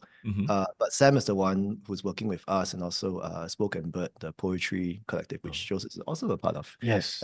To make this highlight act area very conducive. So it's open air also lah. Open air, no shelter, so please bring umbrella just in case. Seems really Pray to the weather gods. So I saw this IG story that you put up. Like I think a lot of people were asking you, "Hey, is that your ring?" That's so right. so Yeah. you guys are legitimately still gonna actually build up the ring and plant it there? On the grass Uh, patch. No, so tricks of the trade. We undoing our ring there. Okay. Actually building us I'm going to phrase this very carefully, a ring structure, Ah, not okay. necessarily a traditional ring. Bro, Okay. fight pit. Yeah, something along Fight those pit. lines. Wow. So again, it's very cool because even like the apron, all the designs were drawn and designed by Sam. So Mm. it was really a full-on collab in terms of how we put this together, which I think is really quite exciting for us. Whoa. So you guys Oh. built a structure from the ground up for this event. Yeah, so again, it's a bit more of a multifunctional stage because there'll be other programming happening on it. Yeah. So we thought it would make Mm. sense to bring the ring, especially if it's going to be like open to elements and Mm. Yeah. we have one ring lah, right? So we don't want to risk leaving it there for 2 weeks. So we talked about how can we do it best, and we thought, okay, let's build this structure which visually resembles a ring, I guess. Mhm. But we'll still bring in our traditional flooring to make sure it's comfortable for the performers as well. Right. Yeah, that was gonna be my next question. Can you guys bump on that ring? It will be a full wrestling show, don't worry, right? In Yeah. the worst case, we just bump on the wood, he'll be fine. Oh, sorry, won't. Joses. Respect. Yeah. Okay. It'll be a full wrestling show, yeah. Very, very cool. Mm. Okay, so my next question will there be like a thread running through all 4 nights, or like you guys are having very separate shows each night? Like how would a wrestling fan who wants to kind of like, hey, I want to see this Grapplemax show, but I don't know which Yeah. show or night to attend, you know? Okay. So yeah, there are we're doing 4 shows. Mhm. Four nights, 6 shows. If I'm not wrong. Yes. I can Wow, remember that. okay. 4 nights over this coming weekend and next weekend. Mm-hmm. Right? Okay. 4 nights, 6 shows. Each show will tell the same story. Okay. I'll put it this way: they tell the same story, but we have different performances. We have different wrestlers. Oh, got okay. you. You can ask more questions. I think we can, as we go along, I can figure out how much to say. I feel like I'm in Marvel, Disney. Describe the movie Cannot to say you. too much. I'm Yeah, like, yeah. Okay, got you. just to got get you. and Deadpool this. how do I Deadpool? Not how do I not Spider-Man this Spider-Man? Spoil it How for do I us, not give right? too many spoilers? But point being, all 6 shows will have tell the same story, but we will have different performers. Okay, got you. Okay. Okay. I'm gonna Jimmy Fallon this and ask this next question. Yes. So which Grapplemax wrestlers will be involved? Okay. No. Okay. I think I can answer this. yeah, Yes, okay. this one can tell. Okay. So Dave, smart Dave, Smart big Dave. Dave and YC. Mm. They're actually in all 6 shows. I think I'll put it this way. Mm. Dave and Okay. YC. Okay, cool. And the rest of them then so Dave is playing will be playing an older character than who he actually his actual age. I think Much Interesting. older. much older. Okay. Right. So Dave is much older and YC might be actually playing someone who's much younger. Okay, yeah, that So makes again, a lot of playing sense. going back to the whole nostalgia or old versus clash of philosophies, old versus young, right? So you've got Yeah. Dave being a much older person, YC being a much younger person. And Dave also has uncles in his corner, shall we say? Uncle. Right? And uncle in his corner. Can And we share the structure of it? Yeah. I think it's okay. I spoke I think- about it on the press conference too. okay, We can so share it's it. already Okay. semi out there. So Yeah. Go ahead, go ahead. So Go for it. Dave plays this kopitiam uncle. He Mm. owns a kopitiam coffee shop, right? And he's in his 60s, 70s. So maybe pioneer, not even bodega, pioneer generation, Okay. right? And he has a kaki, right? And that kaki is played by both SPD Sean Pua and myself. Mm. Oh, Right. So okay. that character, that's what I mean. We have a rotating cast. Rotating cast. Yeah. Gotcha. Right. So there's that. So we've got 2 uncle kakis. And at the start of the show, they have an argument. They have a bit of a disagreement. Mm-hmm. And they will settle that with a match. Ah. But Understand. why they're fighting, we will leave it to the audience to understand why. Yeah. But there will be a Ah. narrative reason for why they're Yeah, fighting. there's Okay. so that's the first. Yeah. That's how this starts, right? Mm. Okay. You've got 2 uncles and they've got a disagreement. 2 Mm. pioneer generation uncles. Along the way, as I said, YC is this Gen Alpha, older Gen Alpha, shall we say? It's Gen Alpha. Oh, Gen Alpha. Actually, no, he's probably Gen Z. He's a younger Gen Gen Z, Z. yeah, Gen yeah, Alpha, the I younger think they're Gen Z. still in school, right? That's Yeah. what I was doing math. He's a young Gen Z, right? And he has a partner. He has a business partner or intern actually.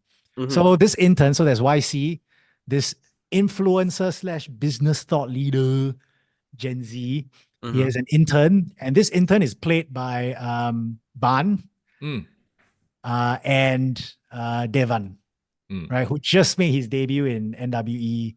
Was it Ah, 2 weeks ago? yes. He had his graduation match, right? So there's YC and his correct. YC and his intern being played by either Ban or Devan. Mhm.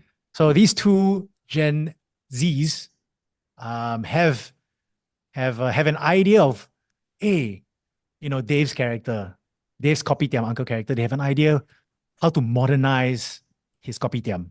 Ah. But Okay. Big Dave's character disagrees. Mm. He doesn't want them Mm. to implement their ideas. Yep. So then Okay. that leads into another disagreement, a bigger Mhm. disagreement, and that becomes a tag match. Oh, I Yeah. see. It's I like it. I like it. philosophical debate between old and new, right? Between Kopitiam and say Yakun chain franchise, right? Between cash payments and pay now. Except all the debates are settled through the art of pro wrestling. Oh, I like It's like it. it's like playing Mortal Kombat storyline mode. Every time they fight, Yes. they having a conflict. They suddenly, let's settle this right now. Yeah. Then I it think breaks into that's a what fight. the correct. So I think that's what Nightfest loved about it as well, where it's just so absurd, right? We already know wrestling is so absurd. Now we're gonna get into the situation where, hey, come lah, Kopitiam fight, but then something got body slam lah, got every slot going on. Yeah. Yeah. I think they like that visual. At the same time, it's also again relevant to I think what pro wrestling fans fight about all the time. So we're hoping that it sort of pulls together people who, as usual, want to discuss pro wrestling, and also those who don't really care about pro wrestling, but they care about these kind of like national issues. And can they all be in the same space at the same time and sort of feeling the same feeling at the same time? Wow, I support that. But the new kid quite cool. I like Peace Center, but I also like modern buildings with aircon facilities. Yeah. And that emotion is very shared among people. Mm. Yeah. And Or like, no, absolutely right. Like that, the idea, hey, Sunday morning, let's go for brunch at a fancy cafe where you pay $10 for your coffee, right? Right. Then you read, hey, kopitiam. Then next day, Monday, tomorrow, you go for lunch at your kopitiam. Then you're like, hey, how come the cai peng so expensive? Mm. That duality, right? Then you're like, how come cai peng so expensive? If it's more expensive, no one will preserve that culture. So I think that's part of that's the global, I think that was the hook for Nightfest to get interested in us. Very interesting. It's almost as if like if it was a movie, right? And pro wrestling is movies, right? And then like there's different genres where like, hardcore match is violence and like a comedy style match is comedy. Would you say like this so-called performance is like auteur indie house style? Wow. Auteur sports entertainment. We should say yes, then Dominic will feel very shocked. Yeah, there is definitely an author element. See the bola angkat. Dom is Stanley Dom is Kubrick. Dom is the Christopher Nolan of Singapore wrestling. Oh, we just used two very different era of characters to bring. There you go, Stanley Kubrick versus but also Chris Christopher Nolan. Nolan is like massive Kubrick fan, right? Yeah, as you true. can tell. But no, the author bit, yes. I think the correct answer is yes. But actually, if you ask me, my first response to the question is more like it's more Netflix limited series in the sense that I feel like I feel like the topics have, at least what I just said, that theme has wide appeal, I hope. Right? Singaporeans have a lot of things to say about nostalgia, losing our heritage, but then we love our avocado toast, right? Which is really it's probably I'm showing my age, but acquired taste. yeah. Right. Okay. But also I think when maybe I can share when we were, yes, this is Dom's author thing, but then when we were in, all of us performers, when we were sitting together, we're like, okay, what is the story we want to tell? Right. And Greg already alluded to it. There is a so-called Singapore history subtext or thread in the story. But then again, there's, in pro wrestling, in the WWE, AEW worlds, we already see clash of philosophies matches, Sure. Yeah. Yeah. right? Different styles, different takes on how do you fight in a ring, right? So that came out, and we hope that also that will come out for people who have more wrestling experience or a bit more who are fans. They show up, they will get that maybe added dimension as well. Sweet chin music versus super kick parties. I love it. Young has very Right. strong feelings about this, right? Yes, very much so. So, Yeah. question, like Mm. the showcase itself, right? Is it something that happens several times during each night, or is it like there's a specific time? Like, how does that work? Yeah, so there's 6 separate showings of his performance. So this is happening 6 times over 4 nights. So the 2 Fridays will be 1 performance at 8 p.m. Then the 2 Saturdays will be I think it's 8 and 1 is 9:30, 1 is 9. So you can check the socials for the details on the performances. Okay. Just to be clear to our fans who want to go again, you don't have to go for all 6. We would love it if you did, but you really don't have to. It's not going to be evolving story over time. So it's more or less the same base script. I see. Having said that, for those who do want to come multiple days for some reason, again, one thing is you might see different wrestlers performing the same role, which could be quite fun. The second thing is we are also exploring internally, like, okay, we think the crowd's going to respond this way, but what if they don't? Right? What if we completely got this wrong, right? And the cool thing about this is, unlike a typical wrestling pay-per-view, we have a do-over. Right? So, yeah. right? So not over 2 on the weekends. spot. Well, But on the like next show, between- Correct. So we're gonna have sort of like a get together among the cast and crew in the days in between the 2 weekends. And we're gonna think, okay, do we want to change it, evolve it in some way to sort of improve that conversation with the audience? So that you might even see this I guess this art piece, I suppose, evolve over time based on how the audience responds to us. Okay, That's what fun would be. if you put it that way, it's almost seeing like it's like a run of Miss Saigon or like Hamilton, right? So it's like multiple dates. But like, you know, each show is technically a live performance, so like things might change, but essentially we still try and tell the same story. Exactly, right. So we might trim some parts of the lines, we might maybe talk more, talk less, maybe this move didn't really work for people, you know. Okay. Again, we're designing this for people who, if you think about it, right, this is very different from the previous, like, say, Night Fest or Singlet, where people sit down and they watch this for half an hour straight.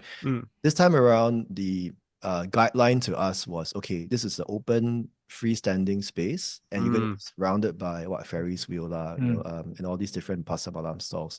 So you have to design something where even if people just see it for like 30 seconds, they have something to take home. Right, and they can tell their friends. Oh, very simple. Uncle versus influencer. Done. Our team. I understand. Take my Instagram, go off. So we're sort of designing it for those like very short clips as well. Gotcha. So it's you're almost catering to the walking crowd, like the the I think it has to traffic, be walking crowd. It's definitely walking crowd because if you know if and when you guys pop by, it's a carnival, right? Which is almost goes back to the roots of wrestling. Yeah. Right, it's a carnival. Got you. There was Yeah, wrestling, right? There was wrestling. It was wrestling. It's not, like back in the 60s. Yeah, there was. It's not a captive audience, as it were, right? It's not like people pay, get a ticket, and I have to watch 5 matches, or I have to watch 2 matches, right? This one is like they just see some noise. Oh, I need to go. I want to see something else. They just wander off, even though the finisher hasn't hit, right? So right. That's okay. Yeah. It won't hurt our feelings. It's okay. Go ahead. That also leads me to my next question. How would you plan to retain, like, you know, audience attention enough for them to kind of like stay to watch through the rest of the show? Because like you said, I'm assuming there's gonna be noises coming from everywhere else and music and all that kind of stuff. So like, or are they gonna help you by saying that, okay, when during your performance timing, all the stuff is gonna dim down and like it's just gonna be on you? Pretty unlikely. We do have some lighting and sound cues we're going to be doing to, of course, draw people in. I think usually when this kind of things start, people coming in is not the difficult part because something happening over there, I'm going to go and watch, right? That's pretty normal. I think the challenging part is once they've seen the first body slam, will they stay beyond that? You're not a wrestling fan, right? I think our fans would stay for sure. If you're not a fan and you want to cover like 6 things in your 2-hour night festival outing, how do we convince you that we're going to take up 20% of that? Yeah. And I think Yeah. that really comes down to, of course, the quality of the performers. And Mm. again, how do we make sure that no matter where you come in, Mm-hmm. it's so obvious that you can tell why these people are fighting, right? Yeah. Because they have no context of what is pro wrestling, Correct. what is everything we just told you took maybe about 5 minutes to explain. How do we make Mhm. it tighter for like a 30-second? Mm. Mm. I think that's our challenge. We don't know if it's going to work. That's why it's so exciting for us. Where again, it's sort of us trying another new way to bring wrestling to a new Experimenting. audience. Otter, you're right. It's an Oh, otter. too. Indeed, I think the indeed. beauty of pro wrestling in the art form that it is, right? It's quote unquote, it's violence, right? Like I think people are drawn to that no matter what. So yeah, I think from the first body slam, people will already be like, "Hey, what's going on? Why are people fighting? Why is this uncle fighting this youngster? Blah blah blah," that kind of thing, right? And I don't think it'll be too hard to get people to stick around.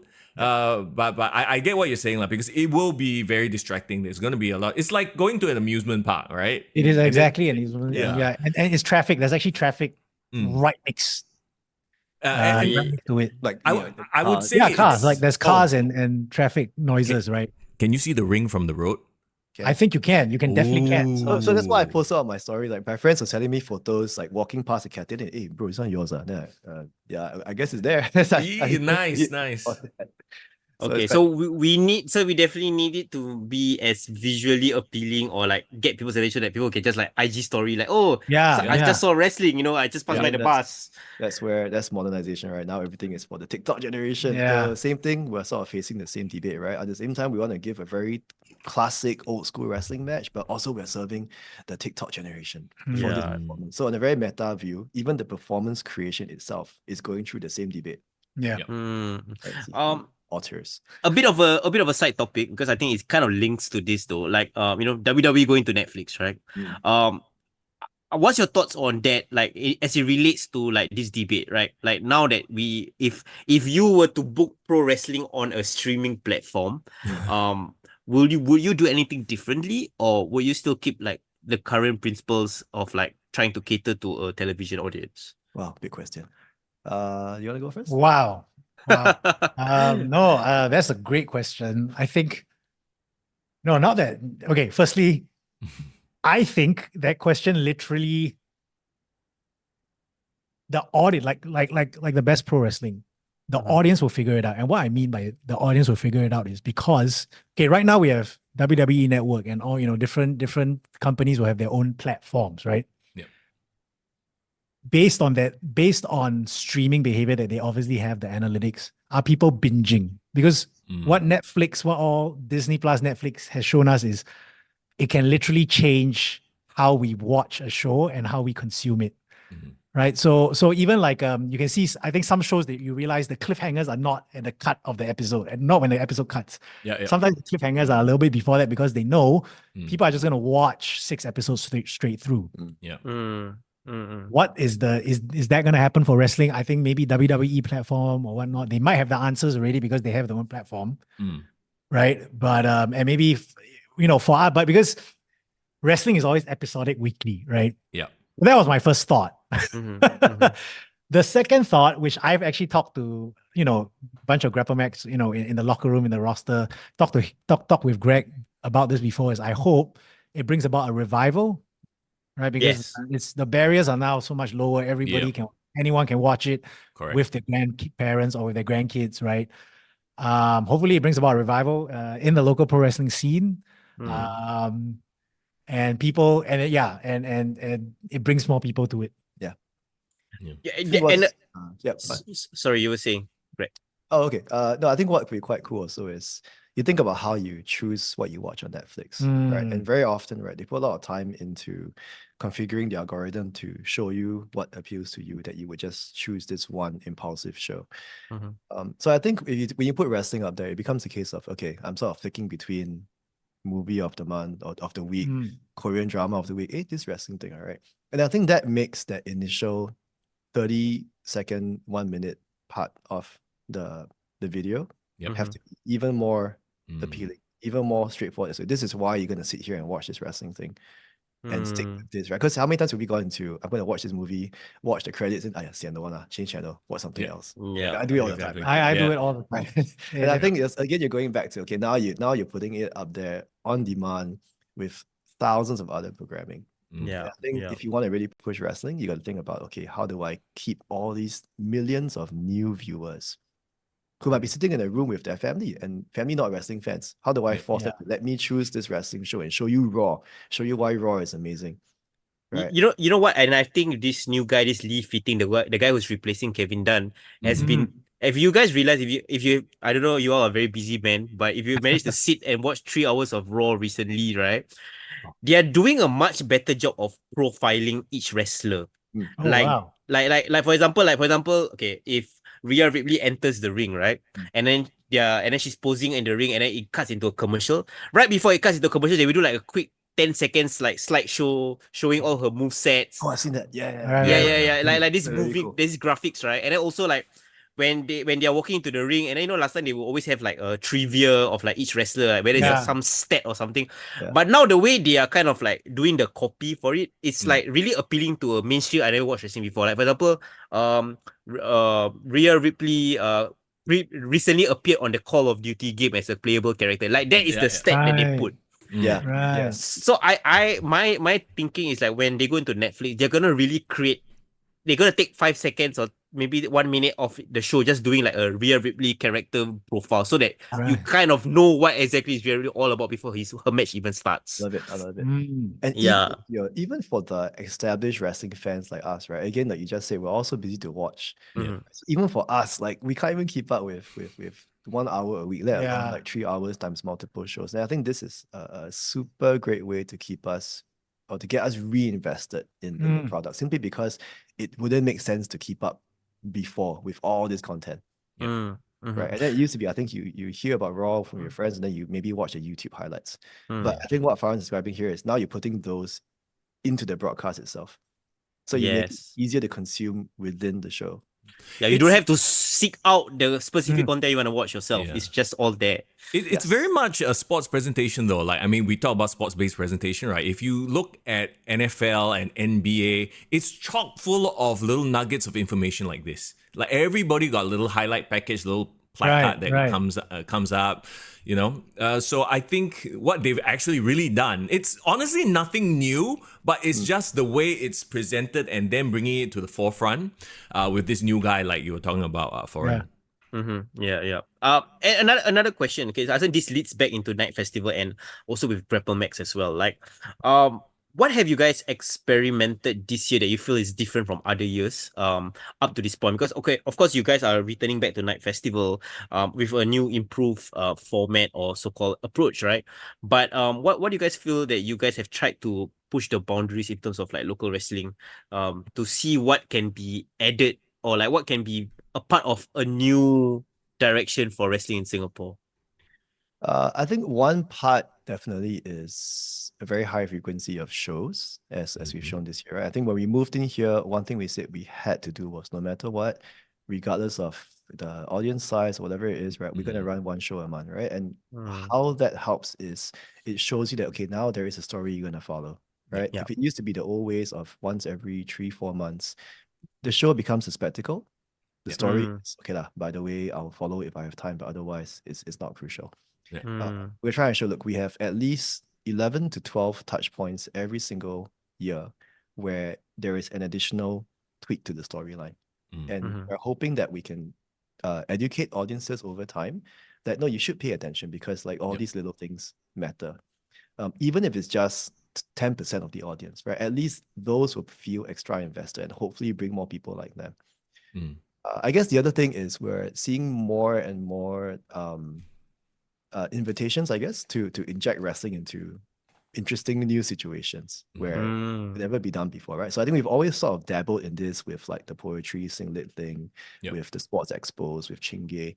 And I think this year, again, by having the space in this studio we have, we can try a lot more bizarre things, right? So now you heard about the gender reveal parties we do. We might, can I say this? Yeah, okay, whatever. So we might be doing a stand-up comedy wrestling thing. I love it. In a few weeks, in fact. So we're trying to sort of figure out, it's very fast. So again, an entirely different audience, right? I don't think Joseph knows about this. So entirely different audience. So we're trying to appeal to the comedian audience and see if that flies as well. So I'll leave it. So that was more of Nice. we're being commissioned to work with them. So I'll leave it to that group to market the event separately. But basically, we're trying to try different ways to like, oh, wrestling here also can, like, oh, comedy also can, right? Last December we worked with another improv comedy group, and we did an experimental theater project in the ring. So they sort of like had like lines where they played like a cleaner and a like some vandalism littering fella. And then same thing, they sort of settled their feud with a wrestling fight. And that was performed to their theater peers who had all never seen wrestling before. And then they had a theater debate discussion about how wrestling theater can be interlocked together. And now that Wow. team just got a resident They got a residency at ITI, the yeah. Institute of Theatre Studies, Intercultural to Theatre start to Institute. Yeah. spend 3 months specifically studying how wrestling can be part of theater. Where is this at? Bro, Where's hang ITI on. at? Bro, wrestling is theater. What are you talking about? Just Well, because Yes. they right? don't So the know, four but of we us all in this know. room, we all know this. Yeah. But if you are, say, Singapore Arts, Yeah, let's say Oh, you're okay. you're that's a whole class different 3 thing, trained actor, right? right? Yeah. If we would easily be going out there saying, hey, we're an arts organization, but we're not. Simply Yeah. because there's so many barriers, right? And this is why Yeah. we're all doing all these different ways of talking about wrestling So, yeah. quick question. ITI, so this residency, it's where is this at? Where they're studying this? So it's in Singapore. Yeah. I think ITI stands for Intercultural Theatre Institute. Yeah, Okay. if you Google, I mean, if you look up their Insta handle, I think Greg is trying to look it up. Is it at Wilkie Road? there? Okay, so their Instagram handle is ITI_SG, right? Mhm. So they're a Singapore theater organization, and the people that Greg worked with, that Grapplemax worked with, just got a residency to. So now Wow, that amazing. that barrier is now a lot more porous. Okay. I mean, you're absolutely right, Young. Absolutely right. Grapplemax is theater. In fact, I went for an actual theater play show over the weekend. And Singapore being Singapore, they have must fill out feedback form afterwards. Oh, Okay. Right? of course. And yes. one of the questions is, how many theater productions do you attend in a year, right? And I'm like, if I count Grapplemax, is at the top of the. I'm at the top, right? I'm right at the count, right? So yeah, it's absolutely 500%. Pro wrestling is theater, and I think where Greg and I think all of us is, we want people to know that's a fact. We want more Singaporeans to know. We want more people in the region to know pro wrestling is theater, and you should come and watch it. Come and be a part of it. I love this whole conversation because like my follow-up question to that was like, beyond whatever you guys have been doing now and all these interesting collaborations / mediums that you guys want to place wrestling in, what is next? Like if you guys had an like aspirational collaboration idea of like, okay, I want to put Grapplemax in this situation or collaborate with this medium, what would it be? Because NDP, bro, NDP. Yeah. Wrestling Don't segment. spoil Imagine don't that. say bro, Singapore NDP 60 years next year. There's Yeah. a history of pro wrestling in Singapore. I hate saying such things because I don't want to jinx it. I got be lying if I said we haven't ever thought about what you just said. Of course, the path to get there is very difficult. Wow. Right? Yeah, you yeah. need enough people in the right places to go, actually, yeah, this is perfectly fine. This is not some violent, dangerous niche. This is a common thing. And there are some things which I can't announce today, but like I had 2 really interesting meetings yesterday about potential venues and partners. Some of these maybe in the long run could lead towards a more national level visibility for the sport and for the art. Yeah. I just want to share now because it's very early days, but these are really interesting. Like you would not imagine the place that we talked about last night. I love it. It's insane. I can't even figure out how to do it yet, but they really want to do it. That's a good problem. I guess the context here is that the people who run these places we talked about are also wrestling fans. So it's crazy, right? Again, the theory stands, which is everyone somewhere is a wrestling fan in some way. Or they have someone in their team who's a wrestling fan. And I think we're finding it easier and easier to have these conversations. I think if we were to talk about this when we first started doing these conversations like 6-7 years ago, right? It's always like, oh, how do we tell people about pro wrestling, how it's legit, what is pro wrestling? Now the combos have sort of shifted towards, yeah, we know wrestling, we know you guys are around, how can we work together? And that's changed so much in the last 2 years. I think partly because of what we're all doing to sort of Mhm. move it forward as a mainstream art Yeah, form. as an industry almost, right? And it's so interesting because like when I was thinking of like where can local wrestling be in mediums, right, that we haven't explored before. I think I was just kind of watching the Iron Claw a week back or something like that, and I was thinking to myself like, what if, right, a really established veteran, well-known Singapore celebrity actor does a transformation / wrestling role. Because I was like looking at Zac Efron very long when he was playing Kevin Von Erich, right? I was thinking to Yes, myself like, yes. nobody will give a shit about this movie if they do not know about wrestling. But if they're a fan of Zac Efron and watch High School Musical, fuck, they would at least have this movie in their visibility because like, oh, Zac Efron is doing a Yeah. wrestling role. Mm. That's Yeah. so fucking random. So Yeah. in my fucking forehead, I was thinking like, what if like a one-time Adrian Pang or like a one-time, I don't know, whoever is fucking popular right now, like a established celebrity in Singapore, just does like a very like serious wrestling role and emotes it, and it can be either be a theater production or like a short film that really has like backing, and then the medium becomes like the background for a very true tragic story. Like, because I know there has been some local productions or like short films or movie that has wrestling in it, but wasn't like taken to a very serious level. What No. I'm saying is like, if you really commission a proper story with wrestling as the medium, that will be very interesting. And then But- I'm imagining Grapplemax as like a Chavo Guerrero, where they're like the wrestling coordinator / consultant, right? Yeah. Yeah. Sorry, Young was saying. For the most part, local productions cannot even make it really. Now you want to make it even more niche, bro. Oof. Hey, your dreams The Young is shooting now. I know. Bro. As much as I would love it, obviously, but it's like, they've tried to do movies about MMA, right? Because have you heard about the shows and the TV shows? And no, you haven't. Actually, because there was a MediaCorp series about MMA. there was. Yeah. Do any of us know the name of it? Who starred in it? Exactly, right? So it boils down to the money and the script and everything lah. Like this is a thing that the local entertainment scene has suffered from for the longest time, right?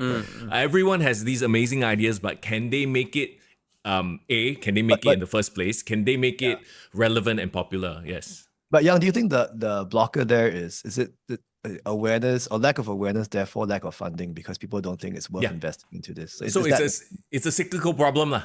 Yeah. So I think it's a very long game we have to play, right? So Yeah, I think it's a very cool vision to have Adrian Pang and Pandemonium putting together a wrestling inspired.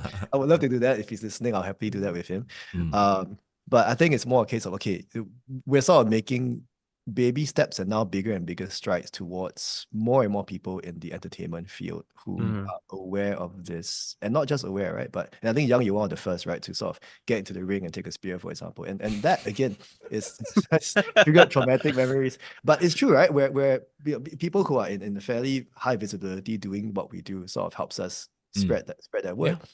And I think more and more. Yesterday I went to this event and like 4 or 5 people came to me talking about wrestling, like in different entertainment fields. And that's what we know, right? That okay, we are slowly encouraging more of these conversations, and out of maybe 10 conversations, if 2 of these right become some potential project, right? If 1 becomes a project, I mean, who would have thought we'll be going back to the Singapore Night Fest for a 3rd time? That's crazy to me, right? And each time a different concept, which means it wasn't just like, can we commission you to do a wrestling show? It was, can we trust you guys to give us a new artistic take using wrestling? And that's a whole different conversation. We had like 5-6 years ago. And I think this is what, as a community, we're very proud of, where this is what has changed in the last 2-3 years at least. Going back to your point about like identifying people in this like leaders in the field, or like in entertainment, or like being higher ups who are actually wrestling fans, right? It goes back to like you being able to network and be in those conversations, in those rooms where you can kind of strike those conversations and like find out like, hey, shit, this guy who is like the CEO of blah blah blah is actually a wrestling fan, blah blah blah. You know what I mean? Like it's almost as if you need to be Professor X and have a cerebro, bro, and identify who are all the mutants, in Living Among Us. I think a good example is so Young, you're saying first? Go ahead. No, sorry, I wasn't saying anything. Oh, I'm sorry. Okay. Like Joseph, for example, he went to the poetry, the Writers' Fest, right? Yes. But then your profile pic was like your wrestling. Yeah, because that was the nicest one. And that's in my bio now. I think I love it. But to answer both, I think both so firstly, foreign. And going back to Iron Claw, I think my understanding was it was the writer director. It was his passion project. That's number one, right? So he had made, I can't remember his name. Yeah. But he had made, I think his first indie film actually starred Scarlet Witch. What's her name? Scarlet Witch. Scarlet Witch. Elizabeth Olsen. Yeah. So his first, he was author. He was the real indie film director, but starred, I think, Elizabeth Olsen. So but this, from what I remember reading, Iron Claw was his passion project, right? 1970s Texas wrestling and the Von Erich that dynasty. So it is one thing to network, find your Adrian Punks who maybe they have, they had Hulk Hogan poster in the bedroom, right? That kind of thing. But also, hopefully we get to spark. I mean, it goes down to, that's why we're here, right? That's why all four of us, that's why Greg is here, I am here, is passion. So it's just, if we can find those people who have already the network, already the not just one foot, but the whole body in the media call to say, hey, can we tell a wrestling story? I think that's what we need to somehow spark or find lah. Yeah. I think the point I was trying to make here was I think, so raising Joseph's example, right, is that I think it's very cool now that we have more and more people in the industry, in Grapplemax, in SPW, elsewhere, who are very comfortable and very brave to go out there and say, yeah, I am in fact a pro wrestler. Not in a Howlian way, but also not in a, yeah, I'm a pro wrestler, I say, right? It's just, yeah, I'm a pro wrestler, and I do this as on the side. And whatever networks each of these guys have by seeing these could then in turn activate these conversations down the line. And that's very exciting, where, before it was just a few of us who were like spokespersons for this. But now we've made it so much more comfortable for people to go out there and say, yeah, I'm a pro wrestler. It's no big deal. All right, I'm a pole dancer. I'm a whatever. I'm a Krav Maga specialist. Who cares? It's just another thing. And if this is interesting to you, but you think this might be a way to make whatever you do in your life more interesting, come talk to me, and we'll intro you to Grapplemax. Right, and then this is where it becomes super interesting, right? Like, so this venue I spoke to yesterday, we actually got it through Devon, our NWE graduate. So he went to the venue, and he used to be a dancer, and he saw some event going on, and he on his own time went to go and pitch to them to say how amazing pro wrestling was, and I'm from this Grapplemax place, and maybe you could have a discussion. And then, like, a few days later, boom, here we are with a new venue that maybe could host wrestling, who we didn't know were managed by wrestling fans. Wow. I wouldn't find it, right? Because I wouldn't be leading this group. But people here are like, yeah, I will go out there and I'll represent pro wrestling. And I think this is the super exciting part, where it's so much more out there now than years ago. We need basically is to discover the minister that is a wrestling fan. Once we have a minister, then things start moving forward, Either that or one of y'all go and run for office. I mean, No choice, huh? No. Greg NMP. So the one half of Chips Ahoy, I think one of them, she's like Sarah Cohart, right? Yeah. Like she's when Halima Yacob was still president, she took a selfie with her, right? Because Halima is very friendly, as all presidents are. Then we were like, hey, why you don't never invite her to wrestling? But didn't Tan Cheng Bok show up for one of the pro wrestling shows in Singapore? I think. Yes, he did. Yeah, right. He did. So I think maybe Mr. Young, you might be onto something there. I mean, that's Singapore, right? I think it's you always need you need the establishment. Yeah. You know what? Stamp Okay, of approval. I'll probably end this with a crazy story I want to tell you guys. Like, so I'm working in Property Guru right now, right? So and basically we just have like new management take over, who is like my group marketing director lah. So we have like so I'm part of the consumer marketing group. So suddenly this guy come and down and sit to me and he said, "Fahn, what crazy marketing ideas you have for me?" He literally looked at me right in the face, say that, and I said, and I'm telling you a true story here. Said, I like pro wrestling, and there's actually a local wrestling scene in Singapore. And then he was like, "What? Where?" And then my office is in PLQ, right? And I'm like, "Yeah, it's just down the road. It's got one Grapplemax just down the road in Ubi."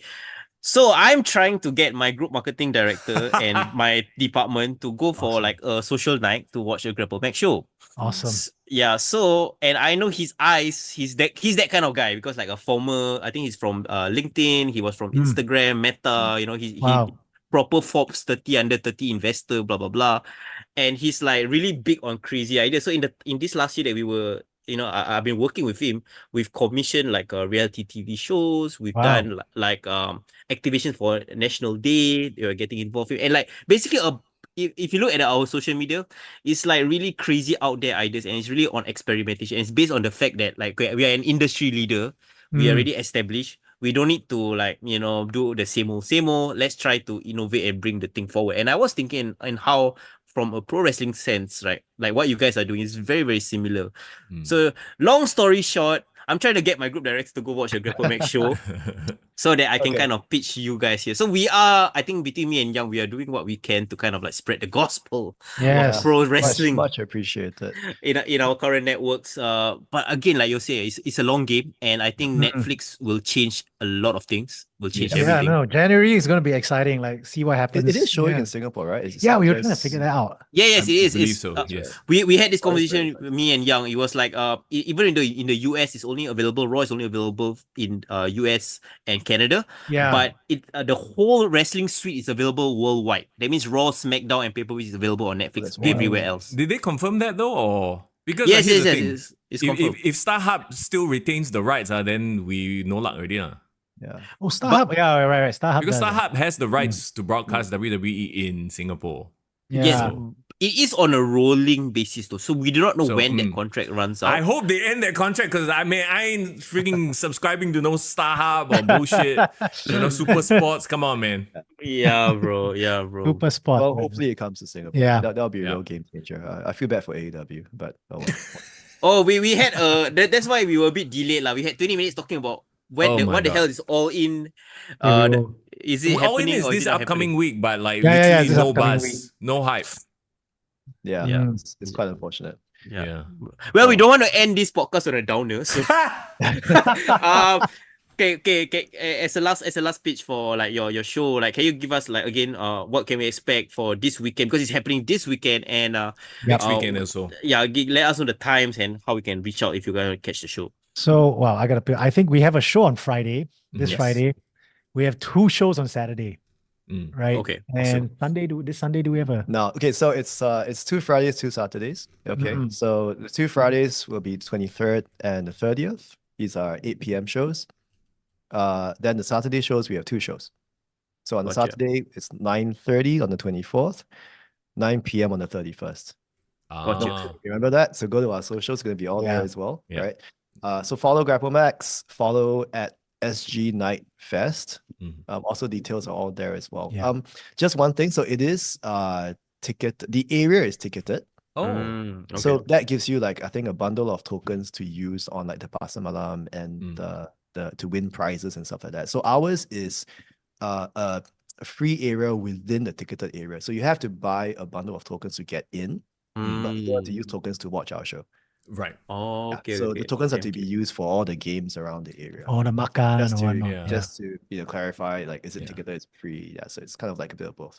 Okay, And if cool. if anyone is sort of in that situation where you're trying to convince your other half to consume wrestling content, and because they've never done so before, Singapore Night Festival, this is the perfect opportunity. Yeah. Hey, come dear, let's go and see Yeah. Pasar Malam. Check Yeah, out the yeah. rides, and then hey, look over there, Grapplemax, what's going on? Wrestling, why? Wow, Yeah, so love it. exciting! Come, let's watch. That's how you get them in. Yeah. That's how you That's get the them goal. hooked. That's the There goal. you go. Great That's for the the grab. plan. Great for the grab. We're spending thousands of dollars on the wardrobe, so come Ah. for the grabs. Yes, we got a big budget for wardrobe. Okay, so come. Wow. It'll look Nice. cool. We're really planning this for the Instagram generation and the All TikTok. right. generation, Can't wait to come catch check it. out. Thank you but- so much. Yes, Greg, Joseph, guys, thank you so much for joining us on Oh, a thank Sunday you. morning. We Yeah, really likewise. appreciate your time. And of course, we are very excited to see you guys at the Singapore Night Festival. Looking forward to it, guys. Yeah. Thanks a lot.